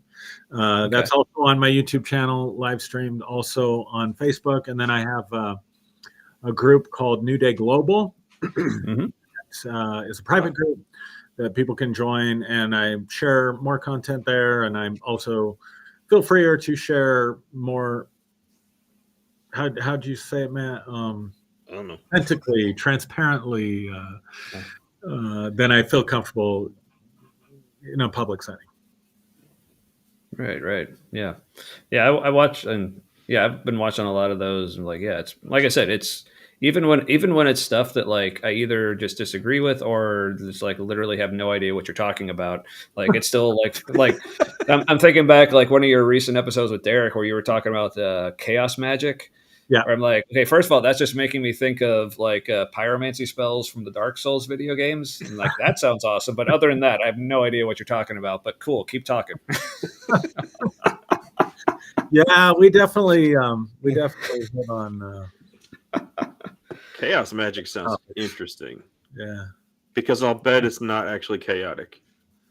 It's based on chaos theory, chaos systems theory, and it's I think we called the episode "Magic for the Rest of Us" because it does not require any metaphysical beliefs in order to practice. And Yeah, it sounds like closer to like it's very like trial and error based, like not necessarily like dogmatics. Like try a thing. If it Ooh. works, it works. If it doesn't, try something else. Yeah. it's very pragmatic, and it is built on a Mhm. presupposition that everything is part of a connected system. That's chaos. That's not a stretch at all. Yeah. I And mean, if you're going to presuppose anything, that seems like one of the more reasonable yeah, things to yeah. presuppose, I guess. Yeah. And so then small actions that you take. So, it can be as basic as you come across, what you call it, Christianity on the spectrum. Yeah. Hmm. Right. Now, I know this would never happen, but let's say you started listening to it, you just catch it. Oh, or for me, but let me give you a better example. When I was talking about this study from Columbia University and the work of, I can't remember her name, but anyway, mentioned her name earlier, Lisa Miller. That really opened up a whole arena for me, especially because I do work with a lot of college students. And so I just happened to catch it, like, why did I watch that video on that day versus this will drive your neurodivergent brains crazy. Why did I watch that video on that day instead of the one that was right above it or something? So I really went down that rabbit hole. I really dug into that research, and it really changed my perspective on the way that I do counseling. So a small decision, a small thing happens, flap of a butterfly's wings, right? And creates this cascading effect that changes our lives. So not that you were asking me to go into a whole thing about chaos magic, but it is a left-hand path Okay. practice. So. That reminds me of permaculture. There's somebody I watch on YouTube where they talk about like the real resistance to what's happening right now in our country is the small decisions. And that's how you actually change society or the world to be something better that can't be overthrown in the way this was. Because you're building a culture that just doesn't allow for it. I like that. And it's based on like what's healthiest for people and just like all parties involved, like planet, animals. I almost said aminals. You should have. Yeah, there's a lot of people waking up to like the same concepts with just different angles. It's really interesting. Yeah. So like I said, when it comes to like certain terminology, like if people want to call things spirituality or call different things God, like that's one of the ways where I've been like kind of growing is like realizing like what they really mean. Like if I don't want to use the same term, like if we're talking about the same thing, like that's fine. So I feel like I said, even though there may be a lot of things I disagree with you on, or maybe just don't see the same way, I feel like still like essentially there's still a lot of similarity there. I mean, if nothing else, I think we can both agree that like things like religion and like Christian nationalism are bullshit. So if nothing else, then hey, I like calling nationalistic Christians Nazis because it abbreviates well. And then you're not calling somebody a Nazi, and so they're like, "Don't get offended. I'm just abbreviating." If you're drawing the connection in your head that there's anything to do with, like, sure, it sounds like it, but yeah, that sounds like a you problem. So. All right. Well, any other like parting words or thoughts for the people, Aaron? Or no, thank you, gentlemen, for having me. I really appreciate it. Yeah, like I said, we'll definitely need to do it again. Yeah. I do want to say for like the last few days, I've been having mental health problems because we cut back on my antidepressant because the doctor says the level I was on that worked wasn't safe. And so I may be going through like some readjustment challenges while I'm doing testosterone replacement therapy and working on starting thyroid medication. There's a lot of shit going on. Shit going on, yeah, for sure. And this was like I haven't worked the last couple days, and then now we got death camps, and so that wasn't amazing.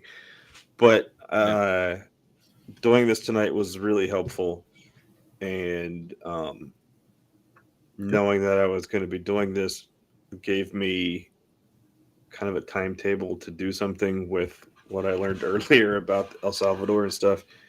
So yeah, this is really good. And I would say this was a spiritual thing.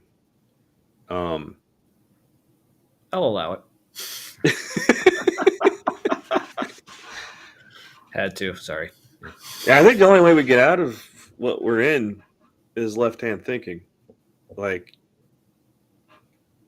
I think by everybody